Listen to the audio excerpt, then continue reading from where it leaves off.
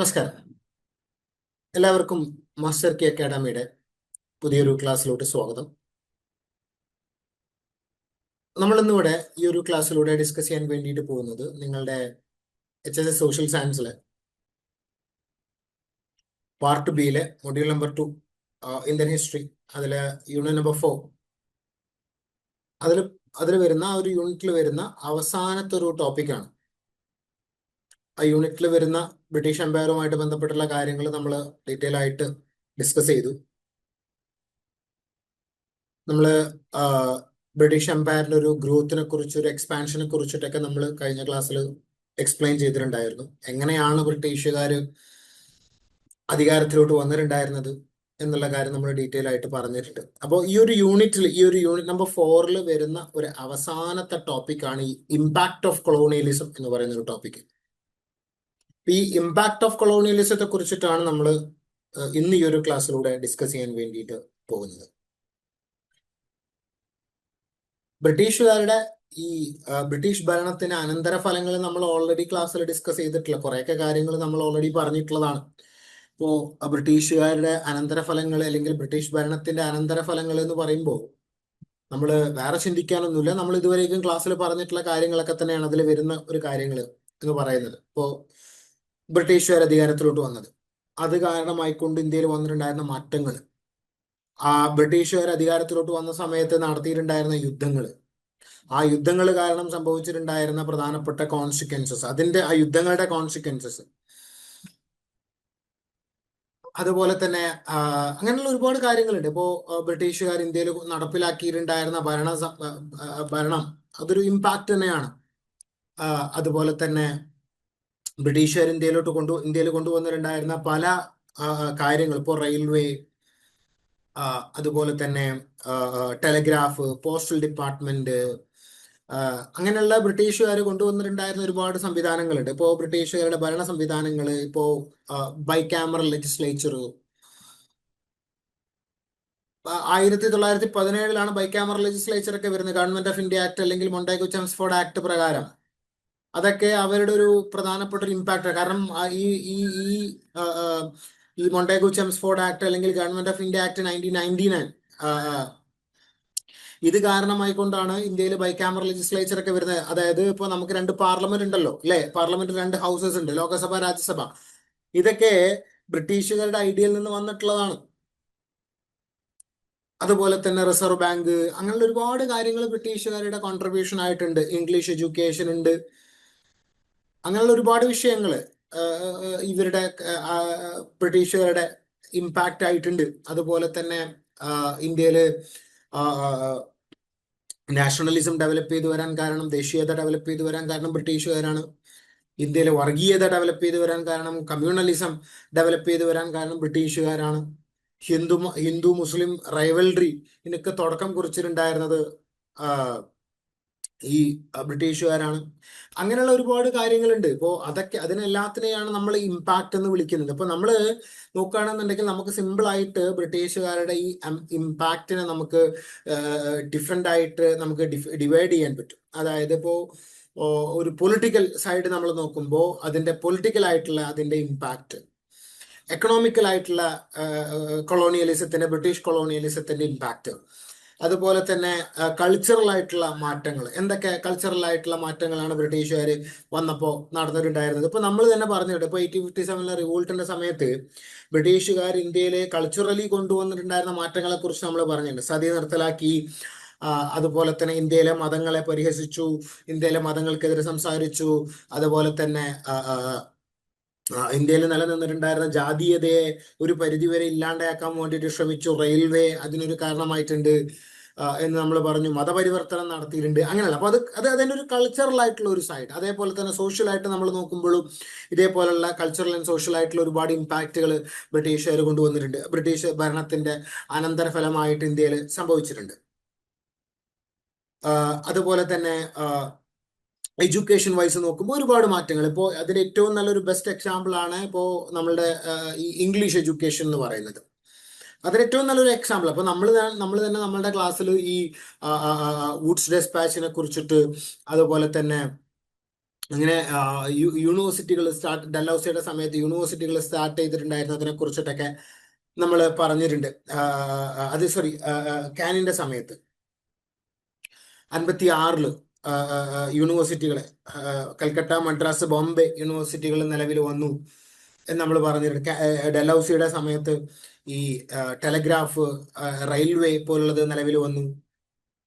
അത് നമ്മൾ പറഞ്ഞു. 56 ഡൽഹൌസി തിരിച്ചു പോകുന്നുണ്ട്. അതിനുശേഷമാണ് 56ഓടൊക്കെ അനുബന്ധിച്ചാണ് 3 യൂണിവേഴ്സിറ്റികൾ ഇന്ത്യയിൽ സ്ഥാപിതമാവുന്നത്. ഇംഗ്ലീഷ് എഡ്യൂക്കേഷൻ, വൂഡ്സ് ഡെസ്പാച്ച്, മെക്കോളൻ മിനിറ്റിനെ കുറിച്ചിട്ടൊക്കെ നമ്മൾ, ഇതൊക്കെ ഇംഗ്ലീഷ് എഡ്യൂക്കേഷനുമായിട്ട് ബന്ധപ്പെട്ടുകൊണ്ടുള്ള പ്രധാനപ്പെട്ട കാര്യങ്ങളാണ്. ഇതൊക്കെ നമ്മൾ ഓൾറെഡി ഡിസ്കസ് ചെയ്തിട്ടുള്ള വിഷയങ്ങളാണ്. അപ്പോൾ ഇതിനെല്ലാത്തിനെയും കൂടെ നമ്മൾ മൊത്തത്തിൽ അതിൻ്റെ ഒരു എന്താ പറയുക, മൊത്തത്തിൽ നമ്മൾ വിളിക്കുന്ന ഒരു പേരാണ് ഇമ്പാക്ട് ഓഫ് കൊളോണിയലിസം എന്ന് പറയുന്നത്.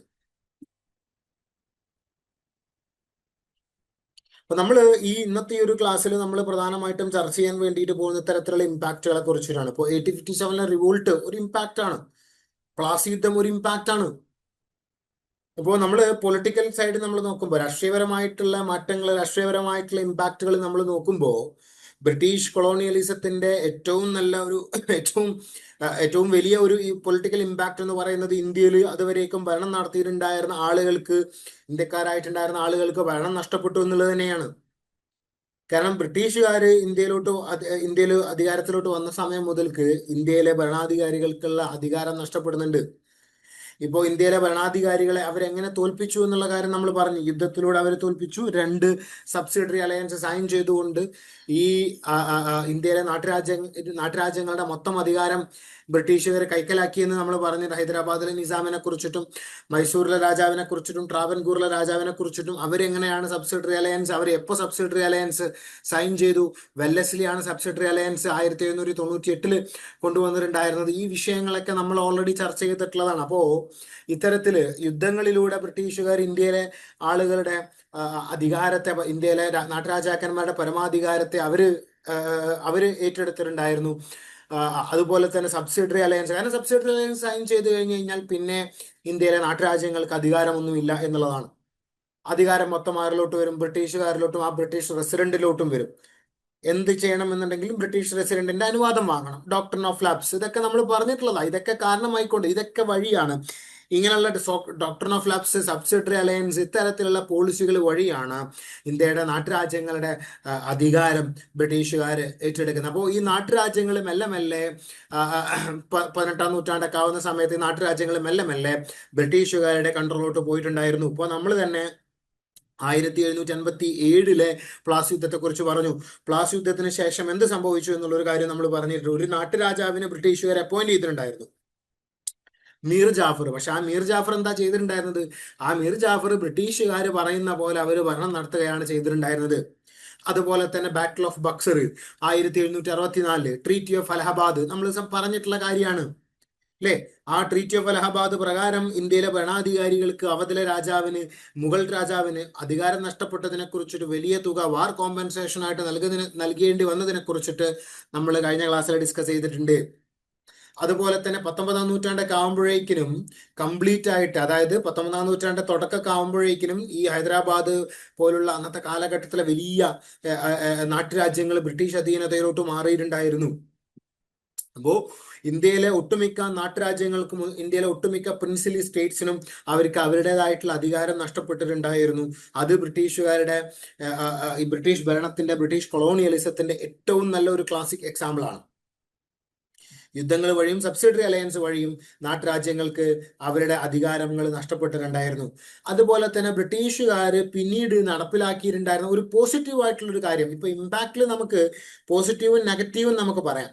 ഇപ്പോ അവരുടെ ഒരു നെഗറ്റീവ് നമ്മളിപ്പോ പറഞ്ഞു. അതുപോലെ അവരുടെ ഒരു പോസിറ്റീവ് ആയിട്ടുള്ള ഒരു കാര്യം എന്താണെന്ന് വെച്ച് കഴിഞ്ഞാൽ, അവര് ഇന്ത്യയിൽ ഒരു അഡ്മിനിസ്ട്രേറ്റീവ് യൂണിറ്റി അവർ കൊണ്ടുവന്നിട്ടുണ്ടായിരുന്നു എന്നുള്ളതാണ്. അതായത് ഭരണപരമായിട്ടുള്ള ഒരു ഏകീകരണം ബ്രിട്ടീഷുകാർ ഇന്ത്യയിൽ നടപ്പിലാക്കിയിട്ടുണ്ടായിരുന്നു എന്നുള്ളതാണ്. ഇപ്പൊ നമുക്ക് തന്നെ അറിയാലോ. അപ്പോൾ നമ്മൾ നോക്കുകയാണെന്നുണ്ടെങ്കിൽ, ഇപ്പോൾ നമ്മൾ പറഞ്ഞിട്ടുള്ള ഒരു കാര്യമാണ് എന്താണ്, ഇന്ത്യക്ക് സ്വാതന്ത്ര്യം കിട്ടുന്ന സമയത്ത് ഇന്ത്യയിൽ ഏകദേശം 550ഓളം നാട്ടുരാജ്യങ്ങൾ ഇന്ത്യയിൽ ഉണ്ടായിട്ടുണ്ടായിരുന്നു എന്നുള്ള കാര്യം നിങ്ങൾക്ക് എല്ലാവർക്കും അറിയുന്ന ഒരു വിഷയമാണ്.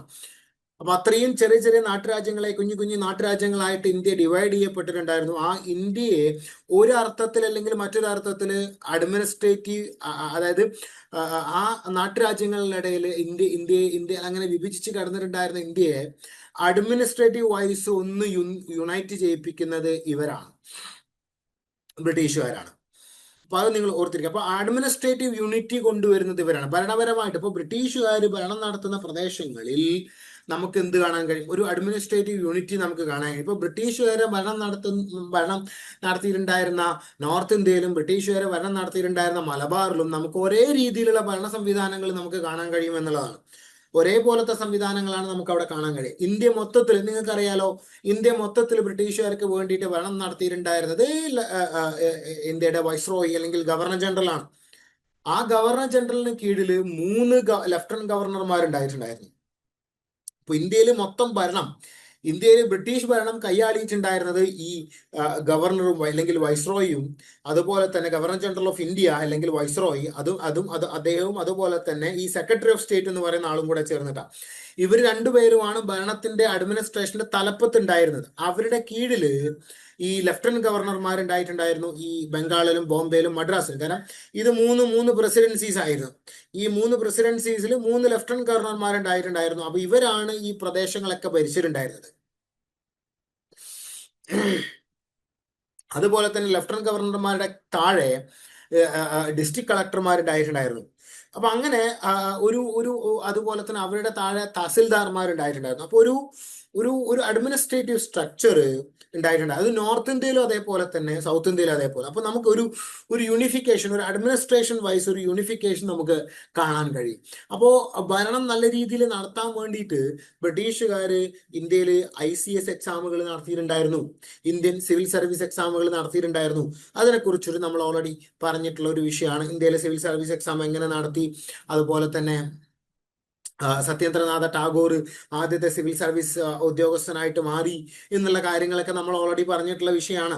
അപ്പോൾ ICS ഉദ്യോഗസ്ഥന്മാരെ കൊണ്ടുവന്നു. അപ്പോൾ ഈ ലഫ്റ്റനന്റ് ഗവർണർമാർ, ഓരോ പ്രസിഡൻസീസിലും ഓരോ ലഫ്റ്റനന്റ് ഗവർണർമാരുണ്ടായിരിക്കും.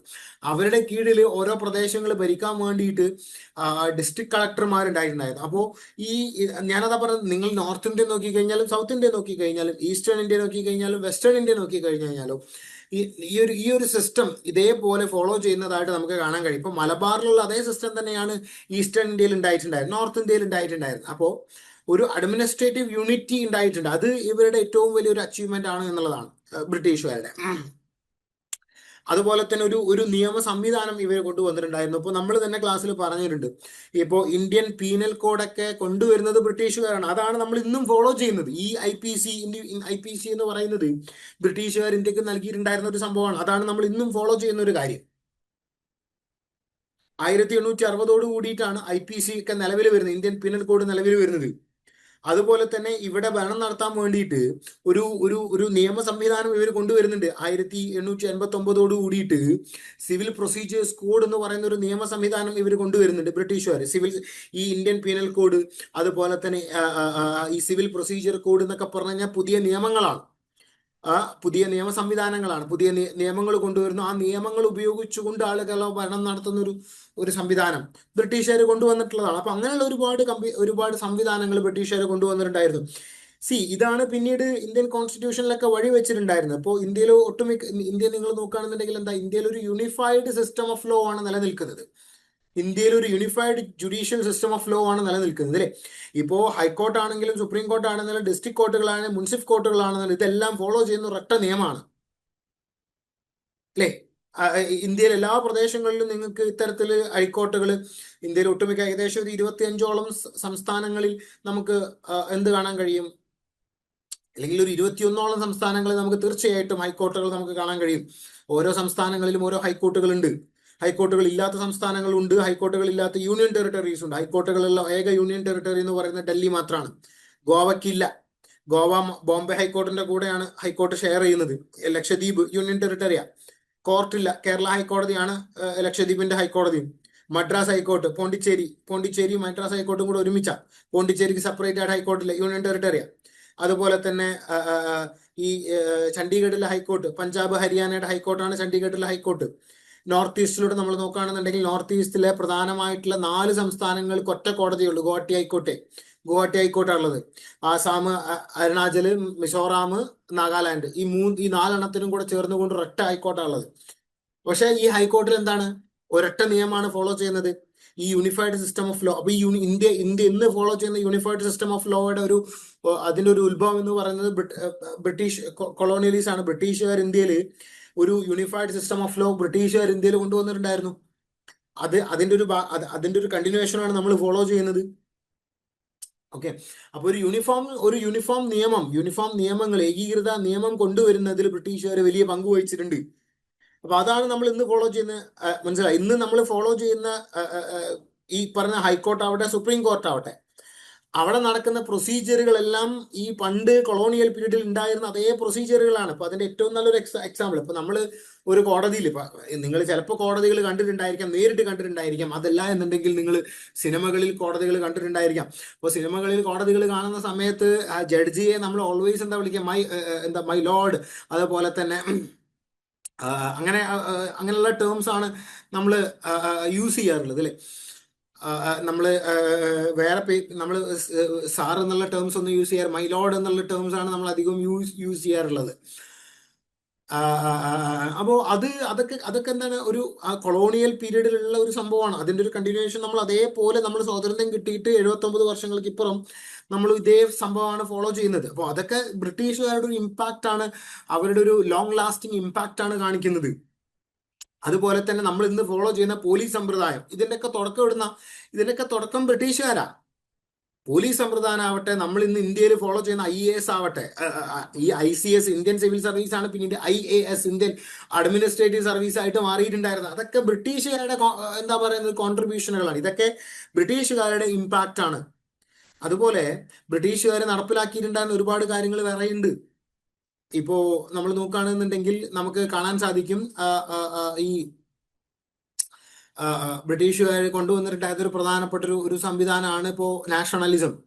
ഇപ്പോൾ ബ്രിട്ടീഷുകാരുടെ വരവോട് കൂടിയിട്ട് നാഷണലിസം ഡെവലപ്പ് ചെയ്തു വന്നു. ഇതിനെക്കുറിച്ച് ഡീറ്റെയിൽ ആയിട്ട് നിങ്ങളുടെ പഴയ 10ാം ക്ലാസ്സിന്റെ ടെക്സ്റ്റ് ബുക്കിൽ ഈ അടുത്ത് മാറിയിട്ടുണ്ടായിരുന്നു, 2025 വരേക്കും യൂസ് ചെയ്തിട്ടുണ്ടായിരുന്ന ടെക്സ്റ്റ് ബുക്കിൽ ഡീറ്റെയിൽ ആയിട്ട് ഈ കാര്യങ്ങൾ പറയുന്നുണ്ട്. ഇപ്പോൾ കൾച്ചർ ആൻഡ് നാഷണലിസം എന്ന് പറയുന്ന ഒരു ടോപ്പിക് ഉണ്ട്, ഒരു ചാപ്റ്റർ ഉണ്ട്. പാർട്ട് 1 ആണോ പാർട്ട് 2 ആണോ തോന്നുന്നുണ്ട്. പക്ഷെ കൾച്ചറൽ നാഷണലിസം എന്ന് പറയുന്ന ടോപ്പിക്കിന് ഒരു ചാപ്റ്റർ ഉണ്ട്. അതിൽ ഒരുപാട് കാര്യങ്ങൾ പറയുന്നുണ്ട്. എങ്ങനെയാണ് ബ്രിട്ടീഷുകാർ ഇന്ത്യയിലെ നാഷണലിസത്തിന് തുടക്കം കുറിച്ചിട്ടുണ്ട്, ഇന്ത്യയിലെ നാഷണലിസത്തിന്റെ ഒറിജിൻ എന്താണ് എന്നുള്ള കാര്യങ്ങളൊക്കെ പറയുന്നുണ്ട്. ഓക്കെ. അപ്പോ ബ്രിട്ടീഷുകാരുടെ ഇൻഫ്ലുവൻസ് വളരെ വലിയതായിരുന്നു എന്നുള്ളതാണ്. ഇപ്പോൾ നാഷണലിസം ഡെവലപ്പ് ചെയ്ത് വരാൻ ഒരു പ്രധാനപ്പെട്ട കാരണം ബ്രിട്ടീഷുകാർ തന്നെയാണ്. അപ്പോൾ ബ്രിട്ടീഷുകാരുടെ നാഷണലിസം കാരണമായിക്കൊണ്ട് ഇന്ത്യയിൽ വന്നിട്ടുണ്ടായിരുന്ന മാറ്റങ്ങൾ, ബ്രിട്ടീഷുകാരുടെ ഇൻഫ്ലുവൻസ് കാരണമായിക്കൊണ്ട് ഇന്ത്യയിൽ നാഷണലിസം ഡെവലപ്പ് ചെയ്ത് വരുന്നു. അതിന്റെ ഭാഗമായിക്കൊണ്ട് ഒരുപാട് കാര്യങ്ങൾ നടക്കുന്നുണ്ട്. ഒരുപാട് ആളുകൾ അവർ ബ്രിട്ടീഷ് വിരുദ്ധ കൃതികൾ എഴുതുന്നുണ്ട്, ബുക്കുകൾ എഴുതുന്നുണ്ട്, ന്യൂസ് പേപ്പറുകൾ എഴുതുന്നുണ്ട്. ഇതൊക്കെ ഒരർത്ഥത്തിൽ അല്ലെങ്കിൽ മറ്റൊരർത്ഥത്തിൽ ബ്രിട്ടീഷുകാരുടെ അഡ്മിനിസ്ട്രേഷന്റെ അല്ലെങ്കിൽ ബ്രിട്ടീഷ് കൊളോണിയലിസത്തിന്റെ ഇമ്പാക്റ്റുകളാണ്. അതുപോലെ തന്നെ കോൺഗ്രസ് പാർട്ടി നമ്മൾ നോക്കിക്കഴിഞ്ഞാൽ കോൺഗ്രസ് പാർട്ടിയുടെ ഉത്ഭവം എങ്ങനെയാണ്? കോൺഗ്രസ് പാർട്ടി 1885 രൂപപ്പെടുന്നു. ആരാ കോൺഗ്രസ് പാർട്ടി ഉണ്ടാക്കാൻ നേതൃത്വം കൊടുത്തിട്ടുണ്ടായിരുന്നത്? A.O. ഹ്യൂം എന്ന് പറയുന്ന ഒരു ബ്രിട്ടീഷ് ഉദ്യോഗസ്ഥനാണ്. ഒരു ബ്രിട്ടീഷ് സിവിൽ സർവന്റ് ആയിട്ടുണ്ടായിരുന്ന ഒരു ഉദ്യോഗസ്ഥനാണ് A.O. Hume A.O. ഹ്യൂം എന്നുള്ള പേരിൽ അറിയപ്പെടുന്ന ഉദ്യോഗസ്ഥനാണ് ഇതിന്റെ വക്താവായിട്ടുണ്ടായിരുന്നത്. അദ്ദേഹമാണ് ഇന്ത്യയിലെ പല ഭാഗങ്ങളിൽ നിന്നുള്ള സ്റ്റുഡൻസിനെ, നേതാക്കന്മാരെ എല്ലാവരെയും ചേർത്തുകൊണ്ട് ഒരു പാർട്ടി രൂപീകരിക്കാം, ഇന്ത്യയുടെ ഫ്യൂച്ചറിനെ കുറിച്ച് ഡിസ്കസ് ചെയ്യാൻ വേണ്ടിയിട്ട് ഒരു പാർട്ടി രൂപീകരിക്കാം എന്നുള്ള ഉദ്ദേശത്തോടു കൂടിയിട്ട് A.O. ഹ്യൂം ആണ് 1885 ഒരു മീറ്റിംഗ് വിളിച്ചു ചേർക്കുന്നത് ബോംബെയിൽ വെച്ചിട്ട്, ബോംബെയിലെ തേജ്പാൽ സാൻസ്ക്രിറ്റ് യൂണിവേഴ്സിറ്റിയിൽ വെച്ചിട്ട്, അല്ലെങ്കിൽ തേജ്പാൽ സാൻസ്ക്രിറ്റ് കോളേജിൽ വെച്ചിട്ട്. ആദ്യം അത് തീരുമാനിച്ചിട്ടുണ്ടായിരുന്നത് പൂനെയിൽ വെച്ച് നടത്താനായിരുന്നു. പക്ഷേ സാഹചര്യങ്ങൾ അവിടെ ഒരു എപ്പിഡമിക് വരുന്നുണ്ട്. അങ്ങനെയാണ് അത് ഇങ്ങോട്ടേക്ക് ബോംബെയിലോട്ട് ഷിഫ്റ്റ് ചെയ്യുന്നത്. അതിൽ വെച്ചിട്ടാണ് WC ബാനർജി, സുരേന്ദ്രനാഥ് ബാനർജി, ഗോപാലകൃഷ്ണ ഗോഖലെ, ഫിറോസ് ഷാ മേത്ത, ബദറുദ്ദീൻ ത്യാബ്ജി, അങ്ങനെയുള്ള നേതാക്കന്മാരെല്ലാവരും കൂടെ ഒന്നിക്കുന്നത്, ആനന്ദ ചാർലു, ഇങ്ങനെയുള്ള ആൾക്കാരൊക്കെ ഒന്നിക്കുന്നത്, അവര് കോൺഗ്രസിന്റെ ഭാഗമാവുന്ന 72 ആൾക്കാരൊന്ന് പാർട്ടിസിപ്പേറ്റ് ചെയ്തിട്ടുണ്ടായിരുന്നു. അപ്പൊ കോൺഗ്രസ് എന്ന് പറയുന്നത് ഈ ബ്രിട്ടീഷുകാരുടെ ബ്രിട്ടീഷ് ഭരണത്തിന്റെ ഒരു ഇമ്പാക്റ്റ് ആണ്. ഇന്ത്യയിലെ സ്വാതന്ത്ര്യ സമരം പിന്നീട് നടത്തിയിട്ടുണ്ടായിരുന്നത് കോൺഗ്രസ് പാർട്ടിയാണ്. ഇന്ത്യയിലെ സ്വാതന്ത്ര്യ സമരം, ഇന്ത്യയിലെ നാഷണലിസം, ഇന്ത്യയിലെ ഫ്രീഡം സ്ട്രഗിൾ എന്ന് പറഞ്ഞാൽ അത് കോൺഗ്രസ് പാർട്ടിയാണ്. കോൺഗ്രസ് പാർട്ടി നടത്തിയിട്ടുണ്ടായിരുന്ന സമരങ്ങളെ, കോൺഗ്രസ് പാർട്ടി നടത്തിയിട്ടുണ്ടായിരുന്ന പ്രക്ഷോഭങ്ങളെ, ഇതിനെ മൊത്തത്തിൽ നമ്മൾ വിളിക്കുന്ന ഒരു പേരാണ് ഇന്ത്യൻ ഫ്രീഡം സ്ട്രഗിൾ എന്ന് പറയുന്നത്. അപ്പോൾ ഇന്ത്യൻ ഫ്രീഡം സ്ട്രഗിളും കോൺഗ്രസിന്റെ ചരിത്രവും രണ്ടും വെവ്വേറെ അല്ല. കോൺഗ്രസിന്റെ ചരിത്രം തന്നെയാണ് ഇന്ത്യൻ ഫ്രീഡം സ്ട്രഗിളിന്റെ ചരിത്രവും. കാരണം നേതാക്കന്മാര്, ഗാന്ധി അടക്കമുള്ള ആളുകൾ നടത്തിയിട്ടുണ്ടായിരുന്ന സമരങ്ങളെല്ലാം കോൺഗ്രസിന്റെ ബാനറിൽ നിന്ന് കൊണ്ട് തന്നെയാണ്. ഇപ്പോ നാഷണലിസത്തിന് തുടക്കം വരുന്നത് ഈ ബ്രിട്ടീഷുകാരിൽ നിന്നാണ്. എഒയും അദ്ദേഹം ബ്രിട്ടീഷുകാരുടെ ഈ അഗ്രികൾച്ചറൽ ഡിപ്പാർട്ട്മെന്റിലെ ഒരു ഉദ്യോഗസ്ഥനായിരുന്നു പുള്ളിക്കാരൻ. IAS ഓഫീസർ ആയിരുന്നു പുള്ളിക്കാരൻ. ICS ഓഫീസർ ആയിരുന്നു എഒ ഹ്യൂം. നമുക്ക് ഡിസ്കസ് ചെയ്യാം പിന്നീട് അദ്ദേഹത്തെ കുറിച്ചിട്ട്. അപ്പൊ അത് നിങ്ങൾ ഓർത്തില്ല. അപ്പൊ ഇന്ത്യയിൽ നാഷണലിസം ഡെവലപ്പ് ചെയ്തു വരാനുള്ള ഒരു പ്രധാനപ്പെട്ട കാരണം ഇവരാണ്, ബ്രിട്ടീഷുകാരാണ്. ഈ നാഷണലിസം ഡെവലപ്പ് ചെയ്ത് വന്നത് കാരണമായിക്കൊണ്ട് കലയിലും എഴുത്തിലും എല്ലാ മാറ്റങ്ങൾ വന്നിട്ട് ഇതിനെക്കുറിച്ചിട്ട്, കലയിലും എഴുത്തിലൊക്കെ വന്നിട്ടുണ്ടായിരുന്ന മാറ്റങ്ങളെ കുറിച്ചിട്ട് നിങ്ങളുടെ ടെക്സ്റ്റ് ബുക്കിൽ പറയുന്നുണ്ട്. അപ്പൊ അതൊന്ന് നിങ്ങൾ നോട്ട് ചെയ്ത് വെക്കണം, മറക്കരുത്. ഒരുപാട് കാര്യങ്ങൾ നമുക്കത് ഡിസ്കസ് ചെയ്യാം. നമുക്ക് നാഷണലിസം എന്ന് പറയുന്ന ടോപ്പിക് ഡിസ്കസ് ചെയ്യുന്ന സമയത്ത് നമുക്ക് അതിനെക്കുറിച്ച് ഡീറ്റെയിൽ ആയിട്ട് ഡിസ്കസ് ചെയ്യാം. ഞാൻ ജസ്റ്റ് ഒന്ന് അതിനെക്കുറിച്ചൊന്ന് ബ്രീഫായിട്ട് പറഞ്ഞു തന്നു തന്നെ ഉള്ളൂ. ഓക്കെ, അപ്പൊ അതൊന്ന് നിങ്ങൾ നോട്ട് ചെയ്ത് വെക്കണം, മറക്കരുത്. അപ്പോൾ നാഷണലിസം എന്ന് പറയുന്നത് ഇവരുടെ ഒരു കോൺട്രിബ്യൂഷൻ ആണ്. ഇന്ത്യയിലെ നാഷണലിസം ഡെവലപ്പ് ചെയ്ത് വരാൻ ഒരു കാരണം ഇതാണ്. ഇന്ത്യയിലെ വെസ്റ്റേൺ എഡ്യൂക്കേഷൻ, പാശ്ചാത്യ വിദ്യാഭ്യാസം, ഇംഗ്ലീഷ് എഡ്യൂക്കേഷൻ, വെസ്റ്റേൺ ഐഡിയാസ്, പാശ്ചാത്യ തത്വങ്ങൾ, പാശ്ചാത്യ ഐഡിയകളെല്ലാം എത്താനുള്ള ഒരു കാരണം ബ്രിട്ടീഷുകാരാണ്. ഈ ജനങ്ങൾ, ഇന്ത്യയിലെ ജനങ്ങളായിട്ടുണ്ടായിരുന്ന ആളുകൾ, വിദ്യാസമ്പന്നരായിട്ടുണ്ടായിരുന്ന ആളുകൾ എന്താണ് നാഷണലിസം, എന്താണ് ഫ്രീഡം എന്നുള്ള കാര്യം അവർ മനസ്സിലാക്കിയിട്ടുണ്ടായിരുന്നു. അതുകൊണ്ടാണ് അത് മനസ്സിലാക്കിയതിനെ തുടർന്നാണ് എന്താണ് അടിമത്വം, എന്താണ് സ്ലേവറി, എന്താണ് കൊളോണിയലിസം എന്നുള്ള കാര്യം ഇവർ മനസ്സിലാക്കിയത് കൊണ്ടാണ് അവര് ബ്രിട്ടീഷുകാർക്കെതിരെ സമരം നടത്തിയിട്ടുണ്ടായിരുന്നത്. വെസ്റ്റേൺ എഡ്യൂക്കേഷൻ ഇപ്പൊ നമ്മൾ തന്നെ പറഞ്ഞിട്ടുണ്ട്. ഇപ്പൊ കോൺഗ്രസിന്റെ ആളുകള്, കോൺഗ്രസ് ഫോം ചെയ്യുന്ന സമയത്ത് കോൺഗ്രസിന്റെ നേതാക്കന്മാരായിട്ടുണ്ടായിരുന്ന ആളുകള് എല്ലാവരും വെസ്റ്റേൺ എഡ്യൂക്കേഷൻ കിട്ടിയിട്ടുണ്ടായിരുന്ന, ICS എക്സാം, ചില ആളുകൾ ICS എക്സാം പാസ്സായിട്ടുണ്ട്, ചില ആളുകൾ അത് അപ്പിയർ ചെയ്തിട്ടുള്ള ആൾക്കാരാണ്. നമ്മളത് ഓൾറെഡി പറഞ്ഞിട്ടുണ്ട്. ഇപ്പൊ Surendranath Banerjee ICS exam clear ചെയ്തിട്ടുണ്ടായിരുന്ന ആളാണ്. നമ്മൾ അദ്ദേഹത്തെ കുറിച്ച് പറഞ്ഞിട്ടുണ്ട്. ആനന്ദ ചാർലു കോൺഗ്രസിന്റെ നേതാവ്, സുരേന്ദ്രനാഥ ബാനർജി കോൺഗ്രസിന്റെ നേതാവ്, ഇവരൊക്കെ ICS എക്സാം എഴുതിയിട്ടുണ്ടായിരുന്ന ആളുകളാണ്. WC ബാനർജി, സുഭാഷ് ചന്ദ്രബോസ്, ഇവരൊക്കെ ICS എക്സാം എഴുതിയിട്ടുണ്ടായിരുന്ന ആൾക്കാരാണ്, പാസ്സായിട്ടുണ്ടായിരുന്ന ആൾക്കാരാണ്. സുഭാഷ് ചന്ദ്രബോസ് ഒക്കെ അത് പാസ്സായിട്ട് പിന്നീട് ജോലി ഉപേക്ഷിച്ചിട്ടുണ്ടായിരുന്ന ആളാണ്. അങ്ങനെയുള്ള ഒരുപാട് ആൾക്കാരുണ്ട്. അപ്പൊ ഇതൊക്കെ ഇതിന്റെ എക്സാമ്പിളുകളാണ്. എഡ്യൂക്കേറ്റഡ് ആയിട്ടുണ്ടായിരുന്ന ഇന്ത്യക്കാർ ആദ്യം വന്നിട്ടുണ്ടായിരുന്നു. എഡ്യൂക്കേറ്റഡ് ആയിട്ടുണ്ടായിരുന്ന ഇന്ത്യക്കാർ നമ്മൾ പറഞ്ഞിട്ട് ആദ്യം അവർ ബ്രിട്ടീഷുകാരെ സപ്പോർട്ട് ചെയ്തിട്ടുണ്ടായിരുന്നു എന്ന്, പിന്നീടാണ് അവർ മാറി ചിന്തിക്കുന്നത്. നമ്മൾ പറഞ്ഞിട്ടുണ്ട് 1857 സമയത്ത് ഈ ഇംഗ്ലീഷ് എഡ്യൂക്കേറ്റഡ് ആയിട്ടുണ്ടായിരുന്ന ആളുകൾ അവർ ബ്രിട്ടീഷുകാരെ സപ്പോർട്ട് ചെയ്തിട്ടുണ്ടായിരുന്നു എന്ന് നമ്മൾ പറഞ്ഞിട്ടുണ്ട്. ഇതൊക്കെ എഡ്യൂക്കേഷൻ അവർ ആദ്യം അതിനെ സപ്പോർട്ട് ചെയ്യുന്നു. പിന്നീട് അവർക്ക് മനസ്സിലായി ഈ ബ്രിട്ടീഷുകാരുടെ അടുത്ത് നമുക്ക് കാര്യമായിട്ടൊന്നും കിട്ടാനില്ല, ബ്രിട്ടീഷുകാരുടെ കൊളോണിയലിസത്തെ കുറിച്ചിട്ട്, അതിന്റെ അനന്തര ഫലങ്ങളെ കുറിച്ചിട്ട് ഒക്കെ ആളുകൾക്ക് മനസ്സിലാവുന്നു. അങ്ങനെയാണ് ഇന്ത്യയിൽ എഡ്യൂക്കേറ്റഡ് ആയിട്ടുണ്ടായിരുന്ന ആളുകൾ ബ്രിട്ടീഷുകാർക്കെതിരെ തിരിയുന്നത്, കോൺഗ്രസിന്റെ ഭാഗമാവുന്നത്. ഇപ്പൊ നമ്മൾ പറഞ്ഞു ഈ 72 ആളുകള് കോൺഗ്രസിൽ ചേർന്നിട്ടുണ്ടായിരുന്നു എന്ന്. ഈ 72 ആളുകളും എഡ്യൂക്കേറ്റഡ് ആയിട്ടുണ്ടായിരുന്ന, വെൽ ഓഫ് അതായത് വളരെ ഫേമസ് ആയിട്ട്, അതായത് വെൽ എഡ്യൂക്കേറ്റഡ് ആയിട്ടുണ്ടായിരുന്ന ആളുകളാണ് ഇവരെല്ലാവരും. കോൺഗ്രസിന്റെ ആദ്യകാല 72 നേതാക്കന്മാർ, മീറ്റിംഗിൽ പങ്കെടുത്തിട്ടുണ്ടായിരുന്ന 72 ആൾക്കാർ, അതില് സാധാരണക്കാരുണ്ടായിരുന്നില്ല, കർഷകരുണ്ടായിരുന്നില്ല. ഈ 72 ആളുകളും വെൽ എഡ്യൂക്കേറ്റഡ് ആയിട്ടുണ്ടായിരുന്ന ആളുകളാണ്. ടീച്ചേഴ്സ്, ബാങ്കേഴ്സ്, അങ്ങനെയുള്ള ആളുകളായിരുന്നു അധികവും. ലോയേഴ്സ് ആയിട്ടുണ്ടായിരുന്ന, ലോയേഴ്സ് ആണ് കൂടുതൽ. അപ്പൊ അവര് ഈ ബ്രിട്ടീഷ് ജുഡീഷ്യൽ സിസ്റ്റത്തെ കുറിച്ച് പഠിച്ചു. അവര് വെസ്റ്റേൺ എഡ്യൂക്കേഷൻ കിട്ടിയവർക്ക് അങ്ങനെ അവര് പിന്നീട് മനസ്സിലാക്കി ഇതിന്റെ കൊളോണിയലിസത്തിന്റെ യഥാർത്ഥ നേച്ചർ എന്താണെന്ന്. അങ്ങനെയാണ് അവർ കോൺഗ്രസിൽ ചേർന്നതും ബ്രിട്ടീഷുകാർക്കെതിരെ തിരിയുന്നതൊക്കെ. അപ്പോൾ ഇതൊക്കെ ഇതിന്റെ ഒരു പൊളിറ്റിക്കൽ സൈഡാണ്. ഇനി നമ്മൾ എക്കണോമിക്കൽ സൈഡ് നോക്കുമ്പോൾ ഒരുപാടുണ്ട്. ഇപ്പോൾ നമ്മൾ തന്നെ ക്ലാസ്സിൽ പലതവണ പറഞ്ഞിട്ടുണ്ട് ഈ ഡ്രെയിൻ ഓഫ് തിയറിയെ കുറിച്ചിട്ട്, അല്ലെങ്കിൽ ഡ്രെയിൻ ഓഫ് വെൽത്തിനെ കുറിച്ചിട്ട്. ദാദാഭായ് നവറോജിയുടെ ദാദാഭായ് നവറോജി കോൺഗ്രസിന്റെ വക്താവ്, ദാദാഭായ് നവറോജി മോഡറേറ്റ് ആണ്, ദാദാഭായ് നവറോജി പാർസിക്കാരനാണ്, ദാദാഭായ് നവറോജി ഇന്ത്യയുടെ father of economy, father of Indian economy എന്നുള്ള പേരിൽ അറിയപ്പെടുന്നത് ദാദാഭായ് നവറോജിയാണ്. ഈ ഇന്ത്യയുടെ സമ്പദ് വ്യവസ്ഥയുടെ സമ്പദ്ഘടനയുടെ ഫാദർ ആരാണ് എന്ന് ചോദിച്ചുകൊണ്ടുള്ള ഒരു ചോദ്യം 2007 2009 നമുക്ക് വന്നിട്ടുണ്ട്. അപ്പൊ അതുകൊണ്ട് അത് ശ്രദ്ധിക്കുക. Father of Indian economy Dadabhai Naoroji. 1901 Dadabhai Naoroji അദ്ദേഹത്തിന്റെ പോവർട്ടി ആൻഡ് അൺബ്രിട്ടീഷ് റൂൾ എന്ന് പറയുന്ന ബുക്ക് എഴുതിയിട്ടുണ്ട്.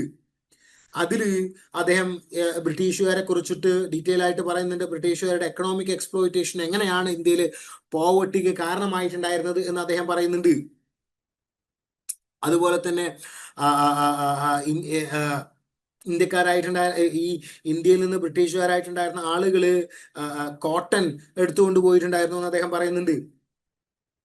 എന്നിട്ട് അവിടെ നിന്ന് ആ പ്രൊഡക്റ്റുകൾ ഉണ്ടാക്കി, ഫിനിഷ്ഡ് പ്രൊഡക്റ്റുകൾ ഉണ്ടാക്കി, ഷർട്ടും പാൻറ്റും ഒക്കെ ആക്കിയിട്ട് അത് ഇന്ത്യയിലോട്ട് ഇറക്കുമതി ചെയ്യുകയും മെഷീൻ മെയ്ഡ് പ്രൊഡക്റ്റുകൾ ആയതുകൊണ്ട് വില കുറവായിരുന്നു. അതുകൊണ്ട് ഇന്ത്യയിലെ ആളുകൾ അത് വാങ്ങുകയും അത് കാരണമായിക്കൊണ്ട് ഇന്ത്യയിലെ ട്രഡീഷണൽ ആയിട്ടുണ്ടായിരുന്ന ഈ ക്രാഫ്റ്റ്, ഹാൻഡിക്രാഫ്റ്റ്, ടെക്സ്റ്റൈൽ ഇങ്ങനെയുള്ള പരിപാടികളൊക്കെ ഡീക്ലൈൻ ചെയ്തു എന്ന് അദ്ദേഹം പറയുന്നുണ്ട്. ബ്രിട്ടീഷുകാരുടെ റവന്യൂ അഡ്മിനിസ്ട്രേഷൻ ഇന്ത്യയിലെ പോവർട്ടിക്ക് ഒരു പ്രധാനപ്പെട്ട കാരണമാണ് എന്ന് ദാദാഭായ് നവറോജി പറയുന്നുണ്ട്.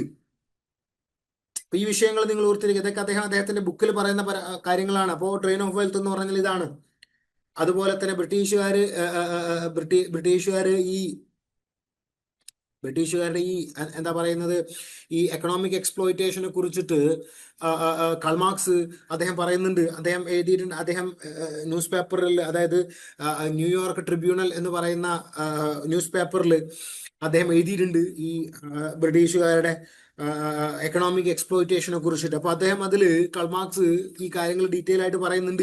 ഇന്ത്യയിൽ ഏത് തരത്തിലുള്ള മാറ്റങ്ങളാണ്, അതായത് എക്കണോമിക്കലായിട്ട് എന്തൊക്കെ മാറ്റങ്ങളാണ് ബ്രിട്ടീഷുകാർ കാരണമായിക്കൊണ്ട് വന്നിട്ടുണ്ടായിരുന്നത്, ഇന്ത്യൻ എക്കണോമി എങ്ങനെയാണ് ബ്രിട്ടീഷുകാർ കാരണമായിട്ട് തകർന്നിട്ടുണ്ടായിരുന്നത് എന്ന് ഇദ്ദേഹം പറയുന്നുണ്ട്. കാൾമാർക്സ് പറയുന്നുണ്ട്. അദ്ദേഹം എഴുതിയിട്ടുണ്ടായിരുന്ന, അദ്ദേഹം ലേഖനങ്ങൾ എഴുതിയിട്ടുണ്ടായിരുന്ന ന്യൂയോർക്ക് ടൈംസ് അദ്ദേഹം അത് പറയുന്നുണ്ട്. അപ്പോ 1853 ഓഗസ്റ്റ് മാസം 20 ന്യൂയോർക്ക് ടൈംസിൽ പ്രസിദ്ധീകരിച്ച ആ ലേഖനത്തില് ബ്രിട്ടീഷ് ഭരണത്തിന്റെ ഭാവി ഫലങ്ങളെ കുറിച്ച് അദ്ദേഹം പറയുന്നുണ്ട്. ഇപ്പോൾ ബ്രിട്ടീഷുകാരെ വളരെ എന്താ പറയുന്നത്, വളരെയധികം ക്രിട്ടിസൈസ് ചെയ്തിട്ടുണ്ട്. ഇന്ത്യയിലെ ബ്രിട്ടീഷ് ഭരണത്തെ ക്രിട്ടിസൈസ് ചെയ്തിട്ടുണ്ടായിരുന്ന ഒരാളാണ് കാൾമാർക്സ്. അത് നിങ്ങൾ ഓർത്തിരിക്കണം. ബ്രിട്ടീഷ് ഭരണം കാരണം എന്തൊക്കെ മാറ്റങ്ങളാണ് ഇന്ത്യയിൽ ഉണ്ടായിരുന്നത്, ഇന്ത്യ എങ്ങനെയാണ് നശിച്ചിട്ടുണ്ടായിരുന്നത് എന്നതിനെ കുറിച്ചിട്ട് കാൾമാർക്സ് പറയുന്നുണ്ട്. അപ്പോൾ കാൾമാർക്സ് പറയുന്ന ഒരു കാര്യം എന്താണെന്ന് വെച്ച് കഴിഞ്ഞാൽ, ഇന്ത്യയിലെ ബ്രിട്ടീഷ് ഭരണത്തിന് പോസിറ്റീവും ഉണ്ട് നെഗറ്റീവും ഉണ്ട് എന്ന് അദ്ദേഹം പറയുന്നുണ്ട്. ഓക്കെ, അത് രണ്ട് ദ്വിമുഖമായിരുന്നു, ഡ്യുവൽ ഫേസ്ഡ് ആയിരുന്നു എന്ന് അദ്ദേഹം പറയുന്നുണ്ട്. അപ്പോ കാൾമാർക്സ് പറയുന്നത് ഇന്ത്യയിൽ ബ്രിട്ടീഷുകാർക്ക് ഒരു ദ്വിമുഖമായിട്ടുള്ള ഒരു കർത്തവ്യം ഉണ്ടായിട്ടുണ്ടായിരുന്നു.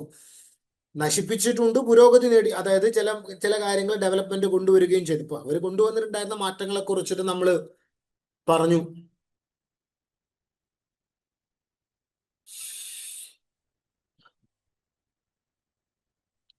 അപ്പോ കാൾമാർക്സ് വലിയ തോതിൽ ബ്രിട്ടീഷുകാർ ഇന്ത്യയിൽ നടപ്പിലാക്കിയിട്ടുണ്ടായിരുന്ന അവരുടെ എക്കണോമിക് പോളിസിയെ വിമർശിക്കുന്നുണ്ട്. 1857 സമയത്ത് ബ്രിട്ടീഷ് ആറ്റിറ്റ്യൂഡിനെ വിമർശിക്കുന്നുണ്ട് കാൾമാർക്സ്. അതിനെ കുറിച്ചിട്ടൊക്കെ കാൾമാർക്സ് എഴുതിയിട്ടുണ്ട്. അപ്പൊ അതേപോലെ ഇന്ത്യയിൽ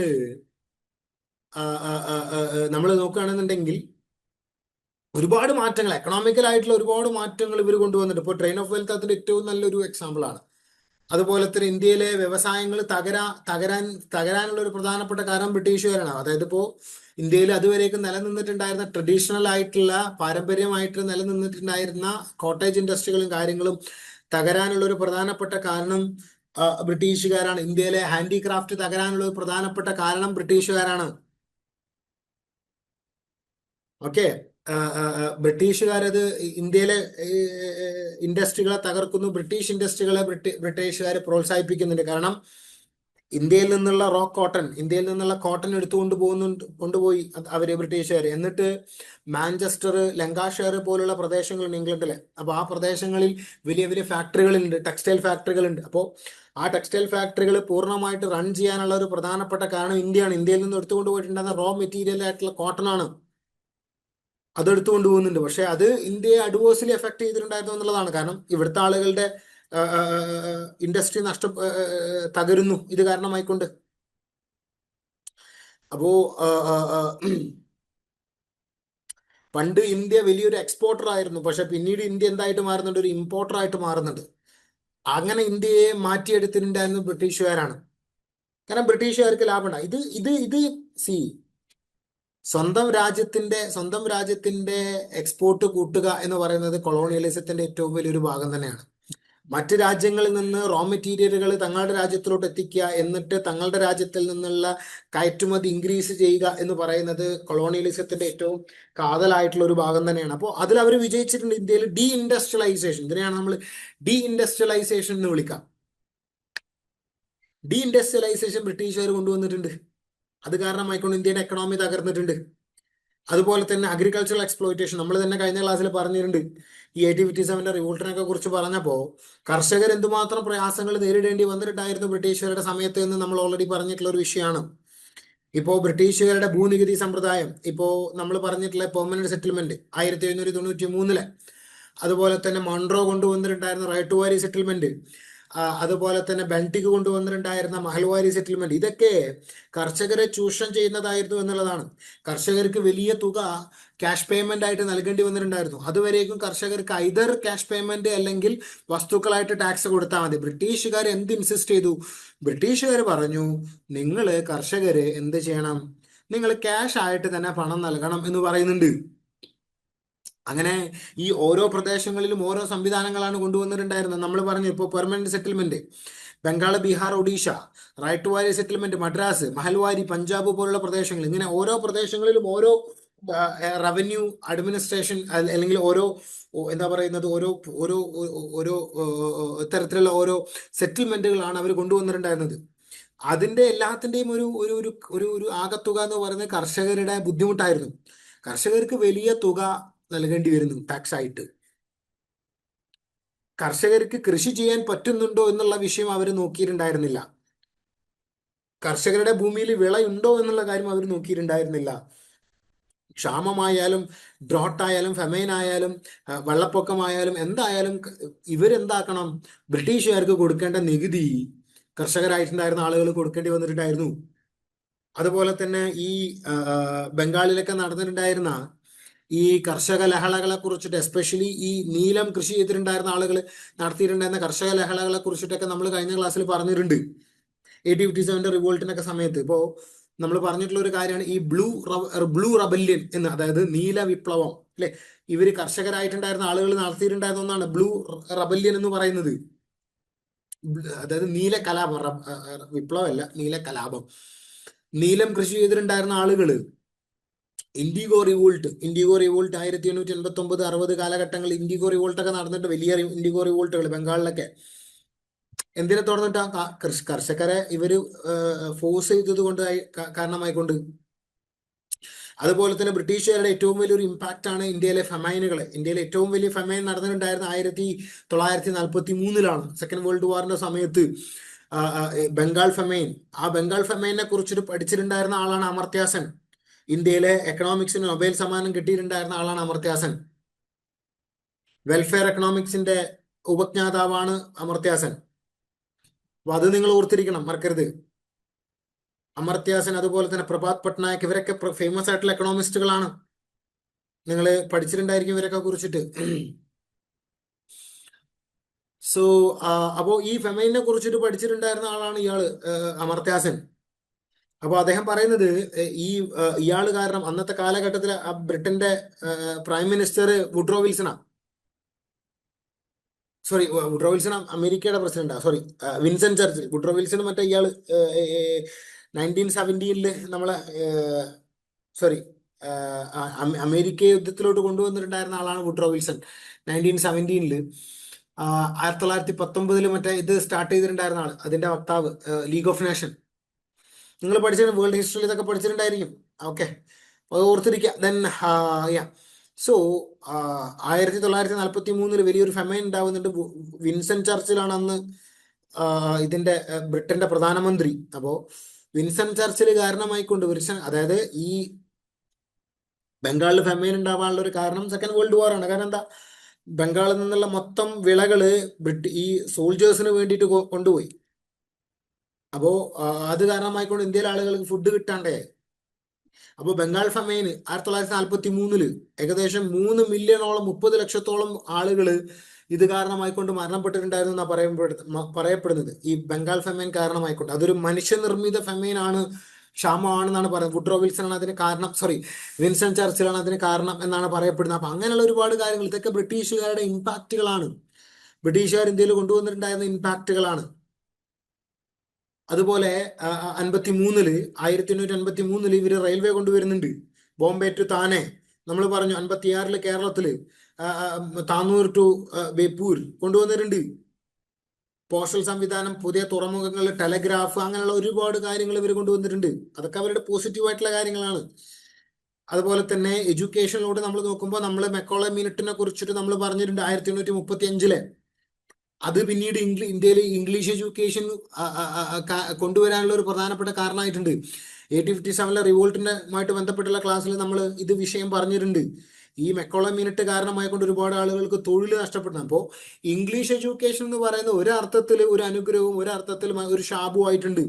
കാരണം എന്താണ്, ഒരുപാട് ആളുകൾക്ക് തൊഴിൽ നഷ്ടപ്പെട്ടിട്ടുണ്ട്. അതുപോലെ തന്നെ ബ്രിട്ടീഷുകാർ ഇന്ത്യയിൽ ഒരുപാട് മാറ്റങ്ങൾ കൊണ്ടുവന്നിട്ടുണ്ട്. ഇതൊക്കെ അവരുടെ കൾച്ചറൽ, സോഷ്യോ കൾച്ചറൽ ഇമ്പാക്റ്റ് ആണ്. ഇപ്പോ സതി നിർത്തലാക്കുന്നുണ്ട്, നമ്മളത് പറഞ്ഞിട്ടുണ്ട്. ബെൻടിക്കിന്റെ സമയത്ത് രാജാറാം മോഹൻ റോയുടെ ഒക്കെ ഇൻഫ്ലുവൻസ് കാരണമായിക്കൊണ്ട് ബ്രിട്ടീഷ് ഗവൺമെന്റ് എന്താക്കുന്നുണ്ട്, 1829 സതി നിർത്തലാക്കുന്നുണ്ട്. അതുപോലെ തന്നെ ബ്രിട്ടീഷുകാര് വിഡോ റീമാരേജിനെ വലിയ തോതിൽ പ്രോത്സാഹിപ്പിക്കുന്നുണ്ട്. അത് നമ്മൾ കഴിഞ്ഞ ക്ലാസ്സിൽ 1857 റിവോൾട്ടിൽ നമ്മൾ പറഞ്ഞിട്ടുണ്ട്. കാരണം എന്താണ്, വിഡോ റീമാരേജ് അന്ന് വരെ ഇന്ത്യയിൽ നടക്കാത്ത ഒന്നാണ് വിഡോ റീമാരേജ് എന്ന് പറയുന്നത്. അങ്ങനെ ബ്രിട്ടീഷുകാർ എന്താക്കുന്നുണ്ട്, ഈ വിഡോ റീമാരേജ് കൊണ്ടുവരുന്നുണ്ട്, സപ്പോർട്ട് ചെയ്യുന്നുണ്ട് അതിനെ. അങ്ങനെ വിഡോ റീമാരേജ് ലീഗലാക്കുന്നുണ്ട്. വിഡോ റീമാരേജ് 1886 മുതൽക്ക് ഇന്ത്യയിൽ പ്രാബല്യത്തിൽ ഉണ്ടായിരുന്നു. ആ വിഡോ റീമാരേജ് കൊണ്ടുവരുന്നതിൽ വലിയ ഒരു പങ്ക് വഹിച്ചിട്ടുണ്ടായിരുന്ന ആളാണ് ഈശ്വരചന്ദ്ര വിദ്യാസാഗർ. ഈ സതി നിർത്തലാക്കുന്നതിൽ പ്രധാനപ്പെട്ട പങ്ക് വഹിച്ചിട്ടുണ്ടായിരുന്ന ആള് രാജാറാം മോഹൻ റോയ്. ഈശ്വരചന്ദ്ര വിദ്യാസാഗർ കാരണമായിക്കൊണ്ട് അദ്ദേഹത്തിന്റെ ഒരു ഇൻഫ്ലുവൻസ് വലുതാണ് ഈ വിഡോ റീമാരേജ് കൊണ്ടുവരുന്നത്.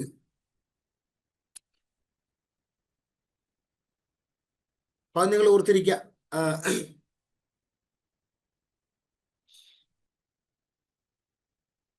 ഈശ്വരചന്ദ്ര വിദ്യാസാഗറിന്റെ പങ്ക് വലുതാണ്. ഓക്കെ, അതുപോലെ തന്നെ അദ്ദേഹമാണ് ഈ ആര്യ സമാജ് സ്ഥാപിക്കുന്നത്.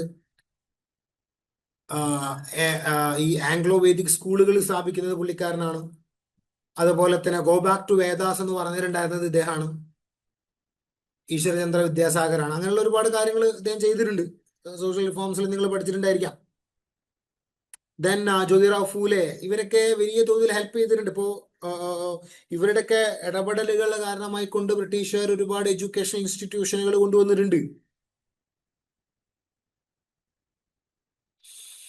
അപ്പൊ അത് നിങ്ങൾ ഓർത്തിരിക്കുക.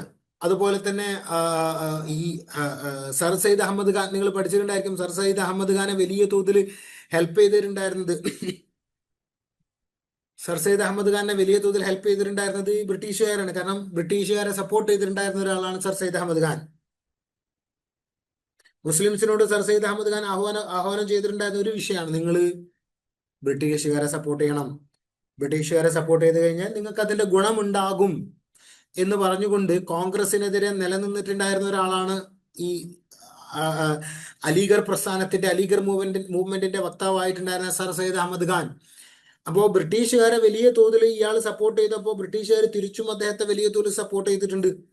സർ സയ്യിദ് അഹമ്മദ് ഖാൻ അദ്ദേഹത്തിന്റെ കോളേജുകൾ, അദ്ദേഹത്തിന്റെ ആംഗ്ലോ മുഹമ്മദൻ കോളേജുകൾ ഉണ്ടാക്കാനൊക്കെ, മുഹമ്മദൻ കോളേജ് അലിഗഡിൽ, UP അലിഗഡിൽ ഉണ്ടാക്കാനൊക്കെ ബിൽഡ് ചെയ്ത് സഹായിക്കുന്നത് ഇവരാണ് ബ്രിട്ടീഷുകാരാണ്. അപ്പൊ അതിന്റെ ഒരു ആഫ്റ്റർ എഫക്റ്റ് ആണ് നമ്മൾ ഇന്ന് കാണുന്ന AMU, അലിഗർ മുസ്ലിം യൂണിവേഴ്സിറ്റി, ഒരു സെൻട്രൽ യൂണിവേഴ്സിറ്റിയാണ്. അത് ഇതിന്റെ ഒരു ഇൻഫ്ലുവൻസ് ആണ്, ബ്രിട്ടീഷുകാരുടെ ഒരു ഇമ്പാക്റ്റ് ആണ്.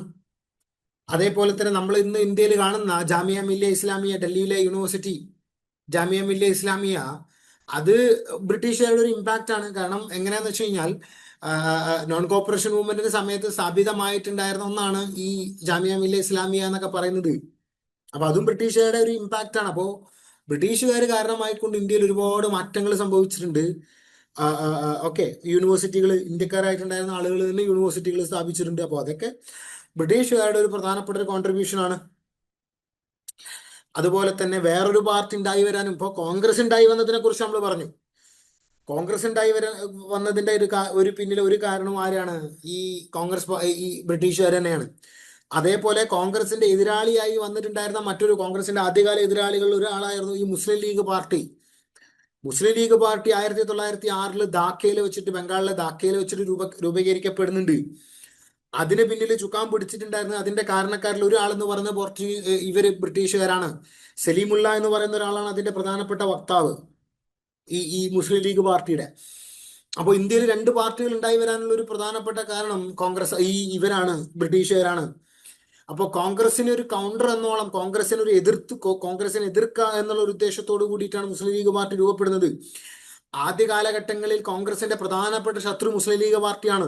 പിന്നീട് ഒരു 10 വർഷം കഴിഞ്ഞ് 1916 ഈ ലക്നൌവിൽ വെച്ചിട്ടാണ് കോൺഗ്രസും ലീഗും കൂടെ ഒരുമിച്ച് വർക്ക് ചെയ്യാമെന്ന് തീരുമാനിക്കുന്നത്. അതിന് പ്രധാനമായിട്ടും കാരണക്കാരായിട്ടുണ്ടായിരുന്നത് ഈ അലി ബ്രദേഴ്സ് ആണ്. മുഹമ്മദ് അലി, ഷൗക്കത്ത് അലി പ്ലസ് മൗലാന അബുൽ കലാം ആസാദിനെ പോലുള്ള ആളുകൾ മുൻകൈ എടുത്തത് കൊണ്ടാണ് കോൺഗ്രസും ഇവരൊക്കെ പിന്നീട് ഒന്നിക്കുന്നത്. കോൺഗ്രസും അതുപോലെ തന്നെ മുസ്ലിം ലീഗ് പാർട്ടിയും ഒന്നിക്കുന്നത്. അതിൽ പ്രധാനമായിട്ടും പിന്നീട് പങ്കുവഹിച്ചിട്ടുണ്ടായിരുന്ന ഒരാളാണ് തിലക് ജിന്ന രണ്ട് പാർട്ടികളുടെ പ്രധാനപ്പെട്ട നേതാക്കന്മാരാ. തിലകും ജിന്നയും ഒരുമിച്ചിരുന്ന് വർക്ക് ചെയ്തിട്ടുണ്ട്. അവരൊരുമിച്ച് കാര്യങ്ങൾ ഒരുമിച്ച് ബ്രിട്ടീഷുകാർക്കെതിരെ ഫൈറ്റ് ചെയ്യാമെന്ന് അവർ തീരുമാനിക്കുന്നുണ്ട്. അപ്പൊ ഇതൊക്കെ ഇതിന്റെ ഒരു പ്രധാനപ്പെട്ട ഇമ്പാക്റ്റ് ആണ്. ബ്രിട്ടീഷുകാർ ഇന്ത്യയിൽ നടപ്പിലാക്കിയിട്ടുണ്ടായിരുന്ന പ്രധാനപ്പെട്ട കാര്യങ്ങൾ, ബ്രിട്ടീഷ് ഭരണത്തിന്റെ ഇമ്പാക്റ്റുകൾ. അപ്പൊ രണ്ട് പാർട്ടികൾ രൂപപ്പെടുന്നുണ്ട്. അതുപോലെ തന്നെ ഞാൻ പറഞ്ഞ പോലെ ഇന്ത്യയിൽ ഈ കമ്മ്യൂണലിസം, വർഗീയത എന്ന് പറയുന്നത് ബ്രിട്ടീഷുകാർ കാരണമായി കൊണ്ടുവന്നിട്ടുള്ള ഒന്നാണ്.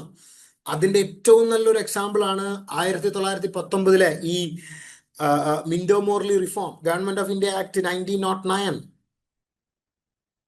ഗവൺമെന്റ് ഓഫ് ഇന്ത്യ ആക്ട് 1990 നമ്മൾ പറഞ്ഞു എന്താണ്? Montagu Chelmsford reform, bicameral legislature. ഇത് 1909 ഗവൺമെന്റ് ഓഫ് ഇന്ത്യ ആക്ട്, അല്ലെങ്കിൽ Minto Morley reform. Lord Minto എന്ന് പറയുന്ന അന്നത്തെ ഗവർണർ ജനറലാണ്. അപ്പോൾ മിന്റോ മോർലി റിഫോം കാരണമായിക്കൊണ്ട് ഇന്ത്യയിൽ കമ്മ്യൂണൽ ഇലക്ട്രേറ്റ് വരുന്നുണ്ട്. മുസ്ലിങ്ങൾക്ക് തനിയെ ഒരു ഇലക്ട്രേറ്റ്, അത് ഇവരുടെ ഐഡിയ ആണ്. മുസ്ലിങ്ങൾ എന്ന് പറഞ്ഞാൽ തനിയെ ഒരു വിഭാഗമാണ്, ഇന്ത്യക്കാരല്ല, അതായത് ഇന്ത്യയിൽ മൈനോറിറ്റിയാണ്. അപ്പൊ അവര് ഇന്ത്യയിൽ മൈനോറിറ്റിയാണ്, അവർക്ക് ചില ആനുകൂല്യങ്ങൾ കൊടുക്കണം, ഇന്ത്യയുടെ ഭാഗമല്ല എന്നുള്ള രീതിയിലൊക്കെ പറഞ്ഞുകൊണ്ട് അവര് പല പ്രചരണങ്ങൾ ബ്രിട്ടീഷുകാർ തന്നെ നടത്തിയിട്ടുണ്ടായിരുന്നു. അപ്പോൾ കമ്മ്യൂണൽ ഇലക്ട്രേറ്റ് വരുന്നുണ്ട്. അത് ഈ മുസ്ലിം ലീഗ് പാർട്ടിക്ക് കമ്മ്യൂണൽ ഇലക്ട്രേറ്റിൽ വലിയ പങ്ക് വഹിക്കുന്നുണ്ട്. അപ്പോൾ മുസ്ലിം ലീഗ് പാർട്ടി രൂപീകരിക്കുന്നു. മുസ്ലിം ലീഗ് പാർട്ടി ഒരു ആവശ്യമായിട്ട് മിന്റോയെ കാണുന്നു. ഞങ്ങൾ ഇന്ത്യയിലെ മൈനോറിറ്റിയാണ്, അപ്പൊ അതുകൊണ്ട് ഞങ്ങൾക്ക് എന്തെങ്കിലും നിങ്ങൾ ചെയ്തു തരണം എന്ന് പറയുമ്പോൾ അതൊരു ഓപ്പർച്യൂണിറ്റി ആയിട്ട് കണ്ടുകൊണ്ട് ഇവരെന്താക്കുന്നുണ്ട്? ഈ ബ്രിട്ടീഷുകാര് മിന്റോ ഇവർക്ക് മുസ്ലിം ലീഗ് പാർട്ടിക്ക് അനുകൂലമായിക്കൊണ്ട് ഈ സെപ്പറേറ്റ് ഇലക്ട്രേറ്റ് അല്ലെങ്കിൽ കമ്മ്യൂണൽ ഇലക്ട്രേറ്റ് കൊണ്ടുവരുന്നുണ്ട്. അത് പിന്നീട് ഇന്ത്യയിൽ മതത്തിന്റെ അടിസ്ഥാനത്തിലുള്ള ഒരു വിഭജനത്തിന് വലിയ കാരണമാവുന്നുണ്ട്. മുസ്ലിങ്ങൾ തനിയ ഒരു ടീം എന്നുള്ള ഒരു കോൺസെപ്റ്റ് വരുന്നുണ്ട്. മുസ്ലിങ്ങൾക്ക് തനിയ ഒരു നിയോജക മണ്ഡലം, അവിടെ മുസ്ലിങ്ങൾ മാത്രമേ വോട്ടേഴ്സ് ആയിട്ടുണ്ടാവുള്ളൂ, അവിടെ മുസ്ലിങ്ങൾ മാത്രമേ കാൻഡിഡേറ്റ്സ് ആയിട്ടുണ്ടാവുള്ളൂ. അങ്ങനത്തെ ഒരു സ്ഥിതിയിലോട്ട് മാറിയിട്ടുണ്ടായിരുന്നു. ഇതൊക്കെയാണ് പിന്നീട് പാർട്ടീഷനിലോട്ട് 47 ഇന്ത്യ പാകിസ്ഥാൻ പാർട്ടീഷനിലോട്ടൊക്കെ കാരണമായിട്ടുണ്ടായിരുന്നു. അപ്പൊ ഇതിനൊക്കെ തുടക്കം ബ്രിട്ടീഷുകാരാണ്. അപ്പോൾ ബ്രിട്ടീഷുകാർ അങ്ങനത്തെ ഒരുപാട് പരിപാടികൾ ഇന്ത്യയിൽ എടുത്തിട്ടുണ്ട്. ഇന്ത്യയിൽ മതത്തിന്റെ പേരിൽ വിഭജനം കൊണ്ടുവരുന്നതിൽ വലിയ പങ്ക് വഹിച്ചിട്ടുണ്ടായിരുന്ന ഒരു ടീമാണ് ഈ ബ്രിട്ടീഷുകാർ എന്ന് പറയുന്നത്. ഇപ്പോൾ ഇന്ത്യയിൽ ബ്രിട്ടീഷുകാർ കൊണ്ടുവന്നിട്ടുണ്ടായിരുന്ന വർഗീയതയുടെ ഏറ്റവും വലിയൊരു എക്സാമ്പിള് 1905 പാർട്ടീഷൻ ഓഫ് ബംഗാളാണ്. ലോർഡ് കേഴ്സൺ, നമ്മളത് ഓൾറെഡി ചർച്ച ചെയ്തിട്ടുള്ള വിഷയമാണ്. കേഴ്സനെ കുറിച്ചിട്ടൊക്കെ നമ്മൾ ഒരുപാട് പറഞ്ഞിട്ടുണ്ട്. അപ്പോ കേഴ്സണ് ഇതിൽ മുന്നോട്ട് കണ്ടിട്ടുണ്ടായിരുന്ന ഒരു കാര്യം എന്താണ്? ഇന്ത്യയിൽ മതപരമായിട്ടുള്ള ഒരു ഡിവിഷൻ ബംഗാളിനെ വിഭജിക്കുക മതത്തിന്റെ അടിസ്ഥാനത്തിൽ. കാരണം എന്താ, ബംഗാൾ എന്ന് പറയുന്നത് നാഷണലിസത്തിന്റെ ഒരു മെയിൻ സെന്റർ ആയിരുന്നു, ഒരു ഹബ് ആയിരുന്നു, ഒരു ഹോട്ട് ബെഡ് ആയിരുന്നു, ഒരു റീജിയൻ ആയിരുന്നു ബംഗാൾ എന്ന് പറയുന്നത്. കാരണം ആദ്യകാല കോൺഗ്രസിന്റെ നേതാക്കന്മാർ അധികവും ബംഗാൾ എന്നുള്ള ആൾക്കാരായിരുന്നു. ബംഗാൾ ഒരു മെയിൻ റീജിയൻ ആയിട്ടുണ്ടായിരുന്നു ബ്രിട്ടീഷ് വിരുദ്ധ കലാപങ്ങൾക്ക്. അപ്പോ ഇതിനെ ഇല്ലാണ്ടാക്കുക എന്നുള്ള ഉദ്ദേശത്തിന് വേണ്ടിയിട്ട് ഇവരെന്ത് ചെയ്തു? ബംഗാളിനെ ഡിവൈഡ് ചെയ്തു. എന്നിട്ട് ബംഗാളിനെ ഈസ്റ്റേൺ ബംഗാളും വെസ്റ്റേൺ ബംഗാളും ആയിട്ട് കൊടുത്തു, രണ്ടായിട്ട് ഡിവൈഡ് ചെയ്തു. വെസ്റ്റേൺ ബംഗാളിൽ ഹിന്ദു പോപ്പുലേഷൻ, ഈസ്റ്റേൺ ബംഗാളിൽ മുസ്ലിം പോപ്പുലേഷൻ. അവര് അതിന് പറഞ്ഞിട്ടുള്ള ഒരു കേഴ്സൺ പറഞ്ഞിട്ടുള്ള ഒരു റീസൺ എന്താണെന്ന് വെച്ച് കഴിഞ്ഞാൽ, നിങ്ങൾ ഈസ്റ്റേൺ ബംഗാളിൽ നിങ്ങൾ മുസ്ലിം മെജോറിറ്റി ആയി കഴിഞ്ഞ് കഴിഞ്ഞാൽ നിങ്ങൾക്ക് ഒരുപാട് ആനുകൂല്യങ്ങൾ അവിടെ കിട്ടും. നിങ്ങൾ അവിടെ ഈസ്റ്റേൺ ബംഗാളിൽ മുസ്ലിംസ് ആയിരിക്കും ഡോമിനേറ്റ് ചെയ്യുക, വെസ്റ്റേൺ ബംഗാളിൽ ഹിന്ദുസും ആയിരിക്കും ഡോമിനേറ്റ് ചെയ്യുക. അപ്പൊ നിങ്ങൾക്ക് നിങ്ങളുടെ കാര്യങ്ങൾ നിങ്ങൾക്ക് ഇസ്ലാം അവിടെ പ്രചരിപ്പിക്കാം, അവിടുത്തെ മെജോറിറ്റി നിങ്ങളായിരിക്കും. അപ്പൊ അവിടെ കാര്യങ്ങൾ നിങ്ങൾക്ക് തീരുമാനിക്കാം. ഈ വെസ്റ്റേൺ ബംഗാളിൽ ഹിന്ദുക്കളാണ്, അപ്പൊ അവിടെ കാര്യങ്ങൾ തീരുമാനിക്കും. നിങ്ങൾക്ക് അവിടെയുള്ള ആളുകൾ, നിങ്ങൾക്ക് അവിടെ ഭരണം നടത്താം, അവിടുത്തെ മെജോറിറ്റി ആയിട്ട് നിങ്ങൾക്ക് മാറാമെന്ന് പറഞ്ഞുകൊണ്ട് അങ്ങനത്തെ ഒരുപാട് കാര്യങ്ങൾ പറഞ്ഞുകൊണ്ടാണ് കേഴ്സൺ ഈ ബംഗാളിനെ രണ്ടായിട്ട് ഡിവൈഡ് ചെയ്യുന്നത്. അതുപോലെ ബ്രിട്ടീഷുകാരുടെ കമ്മ്യൂണലിസത്തിന്റെ ഏറ്റവും നല്ല മറ്റൊരു എക്സാമ്പിൾ ഇപ്പൊ നമ്മൾ നേരത്തെ പറഞ്ഞ മുസ്ലിം ലീഗ് പാർട്ടി തന്നെയാണ്. ഇപ്പോ ഇവര് ബ്രിട്ടീഷുകാർ ചെയ്തൊരു പരിപാടി എന്താണെന്ന് വെച്ച് കഴിഞ്ഞാൽ, കോൺഗ്രസിനെ ഇവർ ഹിന്ദു പാർട്ടിയായിട്ട് ചിത്രീകരിക്കുന്നു. അപ്പൊ അതിനൊരു ഹിന്ദു പാർട്ടിയായിട്ട് ചിത്രീകരിക്കപ്പെട്ടിട്ടുണ്ടായിരുന്ന കോൺഗ്രസിന് ഒരു അൾട്ടർനേറ്റീവ് എന്നുള്ള രീതിയിൽ മുസ്ലിം ലീഗ് പാർട്ടിയെ ഇവർ ഫോം ചെയ്യാൻ വേണ്ടിയിട്ട് സപ്പോർട്ട് ചെയ്യുന്നു. മുസ്ലിം ലീഗ് പാർട്ടിയുടെ ഫോർമേഷന് വേണ്ട എല്ലാ ഹെൽപ്പുകളും കാര്യങ്ങളും ബ്രിട്ടീഷുകാർ ചെയ്തു കൊടുക്കുന്നുണ്ട്. ഇതുവഴിയാണ് കമ്മ്യൂണലിസം നടന്നിട്ടുണ്ടായിരുന്നത്. അപ്പൊ എന്തായി, ഈ മുസ്ലിംസ് ആയിട്ടുണ്ടായിരുന്ന ആളുകൾ കോൺഗ്രസിൽ ചേരാതെ മുസ്ലിം ലീഗിലോട്ട് പോകുന്നു. മുസ്ലിം ലീഗിന്റെ ഐഡിയ എന്താ? ആദ്യ കാലഘട്ടങ്ങളിൽ ബ്രിട്ടീഷുകാരെ സപ്പോർട്ട് ചെയ്യുക. അപ്പോൾ അവിടെ ഒരു ഡിവൈഡ് ആൻഡ് റൂൾ പോളിസി ബ്രിട്ടീഷുകാർ കൊണ്ടുവന്നിട്ടുണ്ട്, ഒരു കമ്മ്യൂണലിസം കൊണ്ടുവന്നിട്ടുണ്ട്. കോൺഗ്രസ് പാർട്ടി എന്ന് പറഞ്ഞാൽ ഒരു ഹിന്ദുക്കളെ പാർട്ടി മാത്രമാണ്. അപ്പൊ അവിടെ മുസ്ലിങ്ങൾ പോയിട്ട് കാര്യമില്ല, മുസ്ലിങ്ങൾക്ക് റെപ്രസെന്റേഷൻ കിട്ടത്തില്ല, മുസ്ലിങ്ങളുടെ വോയിസിന് പ്രാധാന്യം ഉണ്ടാവില്ല എന്ന് പറയുന്നുണ്ട്. അതാണ് പിന്നീട് എന്താവുന്നത്, പാർട്ടീഷനിലോട്ടൊക്കെ വഴിവെക്കുന്നത്. ഇന്ത്യ ഭരിക്കാൻ വേണ്ടിയിട്ട് പോകുന്നത് ഹിന്ദുക്കളായിരിക്കും. കോൺഗ്രസിൽ പ്രധാനമായിട്ട് ഹിന്ദുക്കളാണുള്ളത്. അപ്പൊ അവരായിരിക്കും ഇന്ത്യക്ക് സ്വാതന്ത്ര്യം കിട്ടിക്കഴിഞ്ഞാൽ ഭരിക്കുക. അപ്പൊ അങ്ങനെ ഭരണം നടത്തുമ്പോൾ മുസ്ലിങ്ങളുടെ സിറ്റുവേഷൻ ഭയങ്കര മോശമായിരിക്കും എന്ന് പറഞ്ഞുകൊണ്ട് ജിന്ന ഈ പാർട്ടീഷനുമായിട്ട് മുന്നോട്ട് പോകുന്നുണ്ട്. അപ്പൊ ഇതിനൊക്കെ തുടക്കം ബ്രിട്ടീഷുകാരാണ്, അത് നിങ്ങൾ ഓർക്കണം. അങ്ങനെയുള്ള പല കാര്യങ്ങൾ ഇവർ ചെയ്തു കൊടുക്കുന്നുണ്ട്. അപ്പോ ബംഗാളിലെ രണ്ടായിട്ട് ഡിവൈഡ് ചെയ്തിട്ട് ഈസ്റ്റേൺ ബംഗാൾ, ആസാം ഉൾപ്പെടുന്ന ഈസ്റ്റേൺ ബംഗാളിൽ മുസ്ലിങ്ങളുടെ ഒരു മെജോറിറ്റി ഉണ്ടാക്കുന്നുണ്ട്. അതെന്തുകൊണ്ടാ? ബ്രിട്ടീഷുകാരെ സപ്പോർട്ട് ചെയ്യണം. അപ്പൊ അവര് പറയുന്നുണ്ട്, കേഴ്സൺ പറയുന്നുണ്ട്, നിങ്ങൾക്ക് പണ്ട് മുഗളന്മാരുടെ സമയത്ത് പോലും കിട്ടാത്ത പല ആനുകൂല്യങ്ങളും ബ്രിട്ടീഷുകാരുടെ സമയത്ത് നിങ്ങൾക്ക് കിട്ടും. നിങ്ങൾ ബ്രിട്ടീഷുകാരുടെ കൂടെ നിൽക്കണം. നിങ്ങൾക്ക് വേണ്ടിയിട്ടാണ്, നിങ്ങളൊരു മെജോറിറ്റി ആക്കാൻ വേണ്ടിയിട്ടാണ് ഞങ്ങൾ ഇത് ചെയ്യുന്നത്, ഞങ്ങൾ ഈ ബംഗാളിനെ ഡിവൈഡ് ചെയ്യുന്നത് എന്നുള്ളതൊക്കെ പറഞ്ഞുകൊണ്ട് പലതരത്തില് ബ്രിട്ടീഷുകാര് ഇന്ത്യക്കാരായിട്ടുണ്ടായിരുന്ന ആളുകളെ മാനിപ്പുലേറ്റ് ചെയ്തിട്ടുണ്ടായിരുന്നു, അവരുടെ ചിന്തകളെ മാനിപ്പുലേറ്റ് ചെയ്തിട്ടുണ്ടായിരുന്നു എന്നുള്ളതാണ്. അതുപോലെ തന്നെ പല പല വേറെയും ഒരുപാട് നടപടികൾ എടുത്തിട്ടുണ്ട്. ഇപ്പോ മുസ്ലിങ്ങളെ പ്രീതിപ്പെടുത്തുന്നതിന്റെ ഭാഗമായിക്കൊണ്ട് ഉറുദു ഇവർ സപ്പോർട്ട് ചെയ്യുന്നുണ്ട്. ബ്രിട്ടീഷുകാർ വലിയ തോതിൽ ഈ ബ്രിട്ടീഷുകാരെ സ്ഥാപിച്ചിട്ടുണ്ടായിരുന്ന സ്കൂളുകളിൽ, പ്രൈമറി അതുപോലെ തന്നെ അപ്പർ പ്രൈമറി സെക്ഷനുകളിലെല്ലാം ബ്രിട്ടീഷുകാർ ഈ എന്താ പറയുന്നത്, ഉറുദു ഒരു മീഡിയം ഓഫ് ഇൻസ്ട്രക്ഷൻ ആയിട്ട് കൊണ്ടുവന്നു. അതൊക്കെ മുസ്ലിങ്ങളെ തങ്ങളുടെ പരിധിയിലോട്ട് വരുത്താനുള്ള ഒരു ലക്ഷ്യമായിരുന്നു എന്നുള്ളതാണ്. അങ്ങനെയുള്ള ഒരുപാട് കാര്യങ്ങൾ ചെയ്തിട്ടുണ്ട്. ഇപ്പോ മുസ്ലിം ഭരണാധികാരികളെ, ഇപ്പൊ ഹിന്ദുക്കളെ പ്രീണിപ്പെടുത്താൻ വേണ്ടിയിട്ട്, ഹിന്ദുക്കളെ സപ്പോർട്ട് ചെയ്യാൻ വേണ്ടിയിട്ട് ഇവരെന്താ ചെയ്യാൻ, മുസ്ലിങ്ങള് കഴിഞ്ഞ ഒരു 500 വർഷക്കാലം മുസ്ലിങ്ങളെ രാജ്യം ഭരിച്ചിട്ടുണ്ട്. മുസ്ലിങ്ങൾ രാജ്യം ഭരിച്ചപ്പോൾ എന്താ ഉണ്ടായിട്ടുണ്ടായിരുന്നത്? ഹിന്ദുക്കളെ കൊന്നൊടുക്കി, ടെമ്പിളുകൾ ഇല്ലാണ്ടാക്കി എന്നൊക്കെ പറഞ്ഞുകൊണ്ട്, ഇല്ലാത്ത കഥകൾ പറഞ്ഞുകൊണ്ട് ഹിന്ദുക്കളെ ഇവര് പിരിയേറ്റി, അല്ലെങ്കിൽ ഹിന്ദുക്കളെ മുസ്ലിങ്ങൾക്ക് എതിരാക്കി, മുസ്ലിങ്ങളെ ഹിന്ദുക്കൾക്ക് എതിരാക്കി. ഇങ്ങനെയുള്ള ഒരുപാട് കാര്യങ്ങൾ ബ്രിട്ടീഷുകാർ ഇന്ത്യയിൽ നടപ്പിലാക്കിയിട്ടുള്ള പ്രധാനപ്പെട്ട വിഷയങ്ങളാണ്. ഇതൊക്കെ കാരണമായിക്കൊണ്ട് ഇന്ത്യയിൽ വലിയ തോതിൽ കമ്മ്യൂണലിസം, വർഗീയത ഇന്ത്യയിൽ നിലനിന്നിട്ടുണ്ടായിരുന്നു എന്നുള്ളതാണ്. അപ്പൊ ഇതൊക്കെ ബ്രിട്ടീഷുകാരുടെ എന്താ പറയുന്നത്, അഡ്മിനിസ്ട്രേഷന്റെ പ്രധാനപ്പെട്ട ഇമ്പാക്റ്റുകളാണ്. ഇതിനെല്ലാത്തിനെയും നമുക്ക് എന്താക്കാം, ബ്രിട്ടീഷ് ഭരണത്തിന്റെ ഇമ്പാക്റ്റുകൾ എന്ന് വിളിക്കാൻ പറ്റും. അതുപോലെ തന്നെ നമ്മൾ തന്നെ ക്ലാസ്സിൽ പലപ്പോഴും പറഞ്ഞിട്ടുണ്ട് ബ്രിട്ടീഷുകാരുടെ സമയത്ത് ഇന്ത്യയിൽ നടന്നിട്ടുണ്ടായിരുന്ന കർഷക ലഹളകളെ കുറിച്ചിട്ട്. ഇപ്പോൾ ഡക്കാൻ റൈറ്റ്, ഡക്കാനിലെ കലാപം, അത് വളരെ ഇമ്പോർട്ടന്റ് ആണ്. 1875 1857 റിവോൾട്ടിന് ശേഷം നടന്നിട്ടുണ്ടായിരുന്ന ഒരു പ്രധാനപ്പെട്ട ഒരു ഇൻസിഡന്റ് ആണ് ഈ ഡക്കാൻ റൈറ്റ്സ് എന്ന് പറയുന്നത്. ഡക്കാനിലെ കലാപം എന്ന് പറയുന്നത് മഹാരാഷ്ട്രയിൽ ബ്രിട്ടീഷുകാർ സപ്പോർട്ട് ചെയ്തിട്ടുണ്ടായിരുന്ന ഈ മണി ലെൻഡേഴ്സിനെതിരെ പണമിടപാടുകാർക്കെതിരെ നടന്നിട്ടുണ്ടായിരുന്ന വലിയൊരു ഒരു റിവോൾട്ടാണ് 1875 ഡക്കാൻ റൈറ്റ്സ് എന്ന് പറയുന്നത്. അതുപോലെ തന്നെ ബ്രിട്ടീഷുകാർ പിന്നീട് ഈ കൊമേഴ്ഷ്യൽ, അതായത് വാണിജ്യവൽക്കരണം നടത്തിയിരുന്ന അഗ്രികൾച്ചറിൽ, അതായത് മാർക്കറ്റ് പ്രൊഡക്റ്റുകൾ മാത്രം കൃഷി ചെയ്യുന്ന ഒരു രീതിയിലോട്ട് ഇന്ത്യയെ മാറ്റിയിട്ടുണ്ടായിരുന്നു. ക്യാഷ് ക്രോപ്സ് കൃഷി ചെയ്യുന്ന ഒരു രീതിയിലോട്ട് ഇന്ത്യയെ മാറ്റിയിരുന്നു. നിങ്ങളത് പഠിച്ചിട്ടുണ്ടായിരിക്കും. ഇപ്പോൾ ബ്രിട്ടീഷുകാർ ഇന്ത്യയിൽ ഏറ്റവും കൂടുതൽ സപ്പോർട്ട് ചെയ്തിട്ടുണ്ടായിരുന്ന ഐറ്റംസ് എന്ന് പറയുന്നത് ഇൻഡിഗോ, ജൂട്ട്, അതുപോലെ തന്നെ കോട്ടൺ, തേയില, ഓപ്പിയത്തെ കുറിച്ചിട്ടൊക്കെ നമ്മൾ മുന്നേ ക്ലാസ്സിൽ പറഞ്ഞിട്ടുണ്ട്. ചൈനയിലോട്ട് അത് എടുത്തുകൊണ്ടുപോയി ചൈനയിൽ പിന്നീട് ഓപ്പിയം വാറുകൾ നടന്നിട്ടുണ്ടായിരുന്നു എന്നൊക്കെ നമ്മൾ പറഞ്ഞിട്ടുണ്ട്. അപ്പോൾ കൊമേഴ്ഷ്യലൈസേഷൻ, അഗ്രികൾച്ചറിന്റെ കൊമേഴ്ഷ്യലൈസേഷൻ വലിയ തോതിൽ നടന്നിട്ടുണ്ടായിരുന്നു എന്നുള്ളതാണ്. അത് ഇതിന്റെ മറ്റൊരു ഇമ്പാക്റ്റ് ആണ്.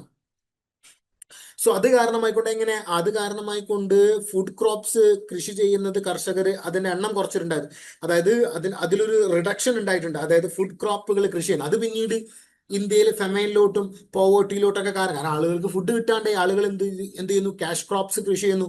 ക്യാഷ് ക്രോപ്സ് ഭക്ഷിക്കാൻ പറ്റില്ലല്ലോ. അപ്പൊ കോട്ടണും ജൂട്ടൊന്നും ഭക്ഷണമായിട്ട് കഴിക്കാൻ പറ്റില്ലല്ലോ.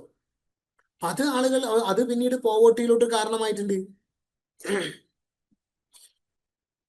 അതുപോലെ തന്നെ ഇതൊക്കെ കാരണമായിക്കൊണ്ട് മറ്റു പല പ്രദേശങ്ങളിൽ നിന്നും സാധനങ്ങൾ വലിയ വിലക്ക് ഇറക്കുമതി ചെയ്യേണ്ടി വരുന്നുണ്ട്. സാധനങ്ങൾ ആളുകൾ വാങ്ങുന്ന സമയത്ത് വലിയ തുക കൊടുക്കേണ്ടി വരുന്നുണ്ട്. അപ്പൊ ഇതൊക്കെ ബ്രിട്ടീഷുകാർ ഇന്ത്യയിൽ നടപ്പിലാക്കിയിട്ടുണ്ടായിരുന്ന പ്രധാനപ്പെട്ട കാര്യങ്ങളാണ്. ഇതൊക്കെ കാരണമായിക്കൊണ്ടാണ് ഇന്ത്യയുടെ എക്കണോമി പാടെ തകർന്നിട്ടുണ്ടായിരുന്നത്. അതുപോലെ തന്നെ ഇംഗ്ലീഷ് ലാംഗ്വേജ് ഒരു വലിയൊരു ലാംഗ്വേജ് ആയിട്ട് ഇന്ത്യയിലെ ഒരു പ്രധാനപ്പെട്ട ഒരു ലാംഗ്വേജ് ആയിട്ട് മാറുന്നുണ്ട്. ന്യൂസ് പേപ്പറുകൾ ആ ലാംഗ്വേജിൽ എഴുതുന്നുണ്ട്. ഇംഗ്ലീഷ് ലാംഗ്വേജിൽ ഒരുപാട് ബുക്കുകൾ എഴുതപ്പെടുന്നുണ്ട്. ഇപ്പോ ഹിന്ദു, അതുപോലെ തന്നെ അമൃത ബസാർ പത്രിക പോലുള്ള ന്യൂസ് പേപ്പറുകൾ ഇന്ത്യയിൽ വരുന്നുണ്ട്. ഈ ന്യൂസ് പേപ്പറുകളെല്ലാം തന്നെ ഈ ബ്രിട്ടീഷ് വിരുദ്ധമായിട്ടുള്ള ഒരുപാട് കാര്യങ്ങൾ അവർ എഴുതിയിട്ടുണ്ടായിരുന്നു ആ ന്യൂസ് പേപ്പറുകളിൽ. അത് ഇംഗ്ലീഷിൽ എഴുതപ്പെട്ടിട്ടുണ്ട്, ലോക്കൽ ലാംഗ്വേജിൽ, വെർണാക്കുലർ ലാംഗ്വേജിൽ എഴുതപ്പെട്ടിട്ടുണ്ട്. അതുപോലെ തന്നെ ഈ കാലഘട്ടത്തിൽ ഈ ബ്രിട്ടീഷുകാരുടെ വരവോട് കൂടിയിട്ടാണ് ഈ ബങ്കിം ചന്ദ്ര ചാറ്റർജിയെ പോലുള്ള, ടാഗോറിനെ പോലുള്ള ആളുകൾ ഉയർന്നു വരുന്നത് അവരുടെ എഴുത്തുകളിലൂടെ. ബങ്കിം ചന്ദ്ര ചാറ്റർജി അദ്ദേഹത്തിന്റെ അനന്തമത്ത് എന്ന് പറയുന്ന അദ്ദേഹത്തിന്റെ വിശ്വവിഖ്യാതമായിട്ടുള്ള നോവലുണ്ട്. അതിൽ അദ്ദേഹം ദേശീയതയെ കുറിച്ചിട്ട് പറയുന്നുണ്ട്. അദ്ദേഹം ഈ ഇന്ത്യയിൽ ദേശീയത ഡെവലപ്പ് ചെയ്യുന്ന വലിയൊരു പങ്ക് വഹിക്കുന്നുണ്ട്. അപ്പോൾ ഇതൊക്കെ സംഭവിക്കുന്നത് ഈ ഈ ബ്രിട്ടീഷ് കൊളോണിയലിസം കാരണമാണ്. അതുപോലെ തന്നെ പല പല പല പല പല പല കാര്യങ്ങൾ ഇതിന്റെ ഭാഗമായിക്കൊണ്ട് ഇന്ത്യയിൽ വന്നിട്ടുണ്ടായിരുന്നു, ഈ ഇമ്പാക്റ്റുകളായിട്ട് വന്നിട്ടുണ്ടായിരുന്നു എന്നുള്ളതാണ്. അപ്പൊ നിങ്ങൾ ഓർത്തിരിക്കുക, അതിനിപ്പോ നമ്മൾ നോക്കുകയാണെന്നുണ്ടെങ്കിൽ ബ്രിട്ടീഷുകാരുടെ ഈ ഒരു വരവിന്, ബ്രിട്ടീഷുകാരുടെ ഈ ഒരു കോളനിവൽക്കരണത്തിന് അതിൻ്റെതായിട്ടുള്ള ഒരു പോസിറ്റീവ് ആൻഡ് നെഗറ്റീവ് ആയിട്ടുള്ള ഒരു ഒരു ഒരു മുഖം ഉണ്ടായിരുന്നു എന്നുള്ളതാണ് കാൾ മാർക്സ് പറയുന്ന പോലെ. സോ ഇപ്പോ അതാണ് പറയുന്നത്, ഇപ്പൊ ബ്രിട്ടീഷ് ഭരണം എന്ന് പറയുന്നത് ഒരിക്കലും കംപ്ലീറ്റ് ആയിട്ട് നമുക്കതൊരു അനുഗ്രഹമാണെന്നോ അല്ലെങ്കിൽ കംപ്ലീറ്റ് ആയിട്ട് അതൊരു ദോഷമാണെന്നോ നമുക്ക് വരാൻ പറ്റൂല. കാരണം ബോത്ത് അതിന് പോസിറ്റീവ് ആൻഡ് നെഗറ്റീവ് സൈഡുകൾ ഉണ്ടായിരുന്നു എന്നുള്ളത്. അതാണ് കാൾ മാർക്സും സപ്പോർട്ട് ചെയ്യുന്ന ഒരു കാര്യം. അപ്പോൾ 1853 കാൾ മാർക്സ് ഈ ന്യൂയോർക്ക് ടൈംസിൽ അദ്ദേഹം എഴുതിയിട്ടുണ്ടായിരുന്ന അദ്ദേഹത്തിന്റെ ആർട്ടിക്കിൾ അദ്ദേഹം ആ ഒരു കാര്യമാണ് പറയുന്നത്. ബ്രിട്ടീഷ് രാജിന്റെ ഭാവി ഫലങ്ങൾ എന്നുള്ള ഒരു ലേഖനമാണ്. അതാണ് അദ്ദേഹത്തിന്റെ ആർട്ടിക്കിളിന്റെ ടൈറ്റില്. അപ്പൊ അതില് കാൾ മാർക്സ് ഇത് വിശദമായിട്ട് എഴുതുന്നുണ്ട്. ഇന്ത്യയിൽ ദ്വിമുഖമായിട്ടുള്ള ഒരു കർത്തവ്യമായിരുന്നു ഇംഗ്ലണ്ടിന് ഉണ്ടായിട്ടുണ്ടായിരുന്നത്. 2 ഡ്യൂട്ടി ഇംഗ്ലീഷുകാർ ചെയ്തിട്ടുണ്ടെന്നാ പറയുന്നത്. അപ്പോൾ പ്രാചീന ഏഷ്യൻ സാമൂഹ്യ വ്യവസ്ഥയുടെ തകർച്ച എന്നുള്ള നിലയിൽ വിനാശകവും പാശ്ചാത്യ സാമൂഹ്യ വ്യവസ്ഥയുടെ അടിത്തറപ്പാകുക എന്ന നിലയിൽ പുനരുജ്ജീവിതവുമായ സ്വഭാവമായിരുന്നു അതിനുണ്ടായിരുന്നത്. അതായത് ഒരർത്ഥത്തിൽ നോക്കുമ്പോൾ ഒരു മാറ്റം, ഒരർത്ഥത്തിൽ നോക്കുമ്പോൾ ഒരു തകർച്ച. അപ്പോൾ അദ്ദേഹം പറയുന്നത് പഴയ Asian culture, ancient social system തകരാനുള്ള ഒരു കാരണം ബ്രിട്ടീഷുകാരാണ്. അപ്പൊ അത് അവരുടെ ഒരു നെഗറ്റീവ് സൈഡാണ്. അതുപോലെ തന്നെ വെസ്റ്റേൺ ആയിട്ടുള്ള പല സാമൂഹ്യ സോഷ്യൽ സിസ്റ്റംസും ഇന്ത്യയിൽ വരാനുള്ള ഒരു കാരണം ബ്രിട്ടീഷുകാരാണ്. അപ്പൊ നമ്മളത് പറഞ്ഞപ്പോ ഇപ്പൊ ഡ്രസ്സിൽ വന്ന മാറ്റം അത് പാശ്ചാത്യ സാമൂഹ്യ വ്യവസ്ഥയുടെ ഇപ്പൊ നമ്മൾ ഇന്ന് ഷർട്ടും പാന്റും ധരിക്കുന്നുണ്ട് എന്നുണ്ടെങ്കിൽ അതിനൊരു കാരണം ഇവരാണ്, ബ്രിട്ടീഷുകാരാണ്. നമ്മളിന്ന് റെയിൽവേ ഉപയോഗിക്കുന്നുണ്ട് എന്നുണ്ടെങ്കിൽ, നമ്മളിന്ന് കോടതികൾ ഉപയോഗിക്കുന്നുണ്ട് എന്നുണ്ടെങ്കിൽ അതിന് കാരണം ഇവരാണ്. ഓക്കെ.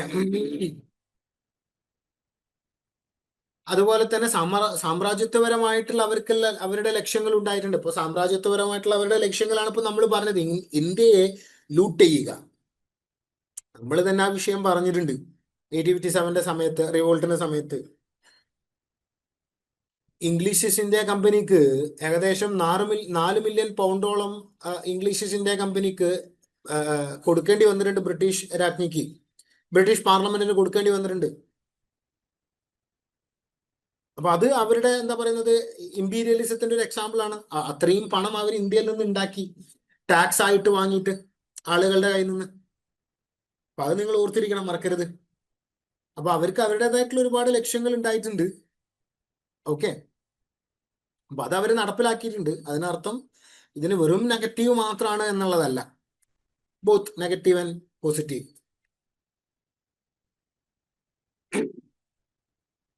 അതുപോലെ തന്നെ ബ്രിട്ടീഷുകാർക്കെതിരെയുള്ള വലിയ തോതിലുള്ള സമരങ്ങൾ ഇന്ത്യയിൽ നടന്നിട്ടുണ്ട്. പക്ഷെ അറ്റ് ദ സെയിം ടൈം ബ്രിട്ടീഷുകാരെ സപ്പോർട്ട് ചെയ്തിട്ടുണ്ടായിരുന്ന ആളുകളും ഇന്ത്യയിൽ ഉണ്ടായിട്ടുണ്ട് എന്നുള്ളതാണ്. ഇപ്പൊ ഞാൻ പറഞ്ഞല്ലോ, ബ്രിട്ടീഷുകാരെ ഇന്ത്യയിലെ എഡ്യൂക്കേറ്റഡ് ആയിട്ടുണ്ടായിരുന്ന ആളുകളെ വലിയ തോതിൽ സപ്പോർട്ട് ചെയ്തിട്ടുണ്ട്. അതുപോലെ തന്നെ കോൺഗ്രസിന്റെ നേതാക്കന്മാർ ബ്രിട്ടീഷിനെ സപ്പോർട്ട് ചെയ്തിട്ടുണ്ട്. ബ്രിട്ടീഷുകാർക്കെതിരെ വലിയ സമരങ്ങൾ ഇന്ത്യയിൽ നടന്ന അതേ സമയത്ത് തന്നെ ബ്രിട്ടീഷ് രാജിന്റെ നല്ല ഗുണങ്ങളെ കുറിച്ചിട്ട് ആളുകൾ സംസാരിച്ചിട്ടുണ്ടായിരുന്നു എന്നുള്ളതാണ്. ഇപ്പൊ അതിന്റെ ഏറ്റവും നല്ല എക്സാമ്പിൾ ആണ് തിലക്, ബാലഗംഗാധര തിലക്, ലോകമാന്യ തിലക്. 1892 അദ്ദേഹം എഴുതിയിട്ടുണ്ടായിരുന്നു, ഇപ്പൊ ബ്രിട്ടീഷ് ഭരണത്തിൽ നിന്ന് ഇന്ത്യക്കുണ്ടായ നേട്ടങ്ങൾ മറ്റൊരു ശക്തിയുടെ ആധിപത്യത്തിൽ നിന്നും ലഭിച്ചിട്ടില്ല, ലഭിക്കാൻ ഇടയായിട്ടുണ്ടായിരുന്നില്ല എന്ന് അദ്ദേഹം പറയുന്നുണ്ട്.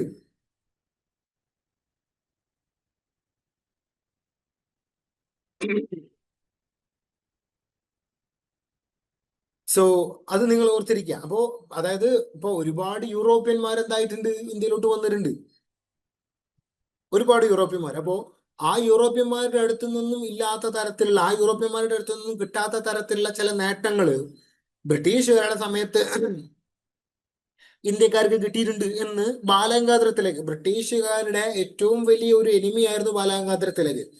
കാരണം ബാലഗംഗാധര തിലക് ഒരു എക്സ്ട്രീമിസ്റ്റാണ്. കോൺഗ്രസിൽ രണ്ട് വിഭാഗമുണ്ട്, മോഡറേറ്റുകളും എക്സ്ട്രീമിസ്റ്റുകളും. അതിലൊരു വിഭാഗമാണ് ഈ എക്സ്ട്രീമിസ്റ്റുകൾ. അപ്പൊ അതിലെ വക്താവായിരുന്നു ഇയാള്, ബാലഗംഗാധര തിലക്. അപ്പോ തിലക് പറയുന്നത് എന്താണ്, അതിന് അതായത് അതിനെ അപ്രീഷിയേറ്റ് ചെയ്യുകയാണ് തിലക്. ബ്രിട്ടീഷുകാരുടെ സമയത്ത് വലിയ മാറ്റങ്ങൾ ഉണ്ടായിട്ടുണ്ട് എന്ന് അദ്ദേഹം പറയുന്നുണ്ട്. അപ്പൊ നമ്മൾ നേരത്തെ പറഞ്ഞ പോലെ ബ്രിട്ടീഷുകാരുടെ സമയത്ത് ഇന്ത്യയിലെ ഭരണവ്യവസ്ഥയിലെ സാമൂഹിക ക്രമത്തില്, സാംസ്കാരിക മേഖലയില്, സാമ്പത്തിക മേഖലയില് എല്ലാത്തിലും വലിയ മാറ്റങ്ങൾ ഉണ്ടായിട്ടുണ്ട്. വലിയ തോതിൽ ബ്രിട്ടീഷുകാർ ഇന്ത്യയെ സ്വാധീനിച്ചിട്ടുണ്ട്.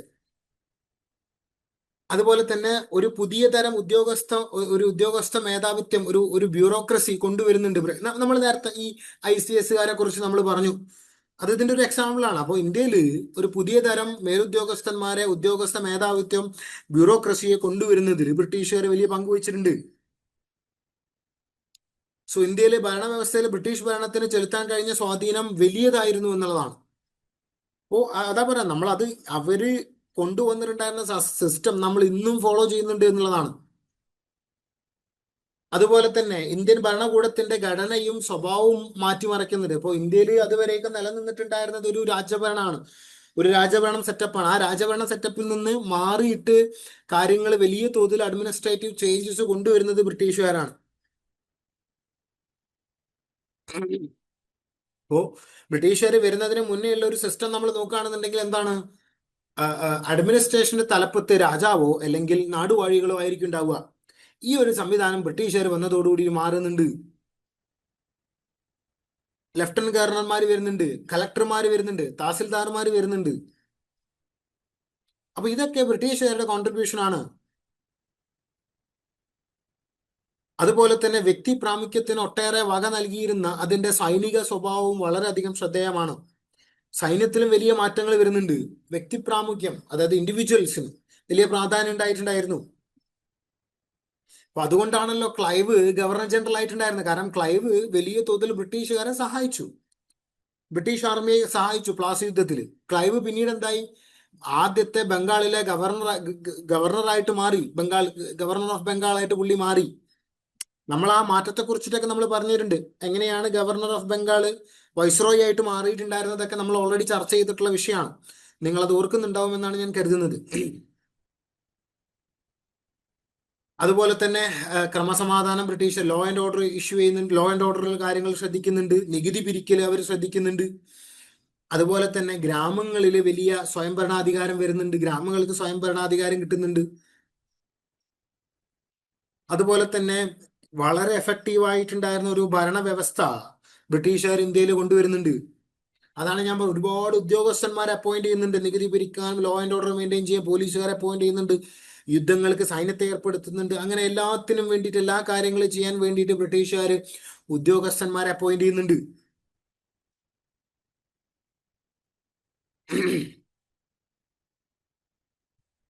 സോ അങ്ങനെയുള്ള ഒരുപാട് മാറ്റങ്ങൾ ബ്രിട്ടീഷുകാർ കൊണ്ടുവരുന്നുണ്ട്. അപ്പൊ ഇതൊക്കെ കാരണമായിക്കൊണ്ട് ഇന്ത്യയിൽ വലിയ തോതിലുള്ള അഡ്മിനിസ്ട്രേറ്റീവ് ചേഞ്ചസ് നടക്കുന്നുണ്ട്. ഓക്കെ, അപ്പൊ അത് നിങ്ങൾ ഓർത്തിരിക്കണം, മറക്കരുത്. ഓക്കെ, അപ്പൊ നമ്മൾ ഇതുവരേക്കും പറഞ്ഞിട്ടുള്ള കാര്യങ്ങൾ നിങ്ങൾ ഓർത്തിരിക്കുക. ബാക്കി കാര്യങ്ങൾ നമുക്ക് എന്താക്കാം, അടുത്തൊരു ക്ലാസ്സിൽ ഡിസ്കസ് ചെയ്യാം. സോ ഇന്നത്തെ ഈ ഒരു ക്ലാസ് ഞാൻ ഇവിടെ വൈൻഡപ്പ് ചെയ്യാണ്. ബാക്കി കാര്യങ്ങൾ നമുക്ക് അടുത്ത ക്ലാസ്സിൽ ഡിസ്കസ് ചെയ്യാം. Thank you.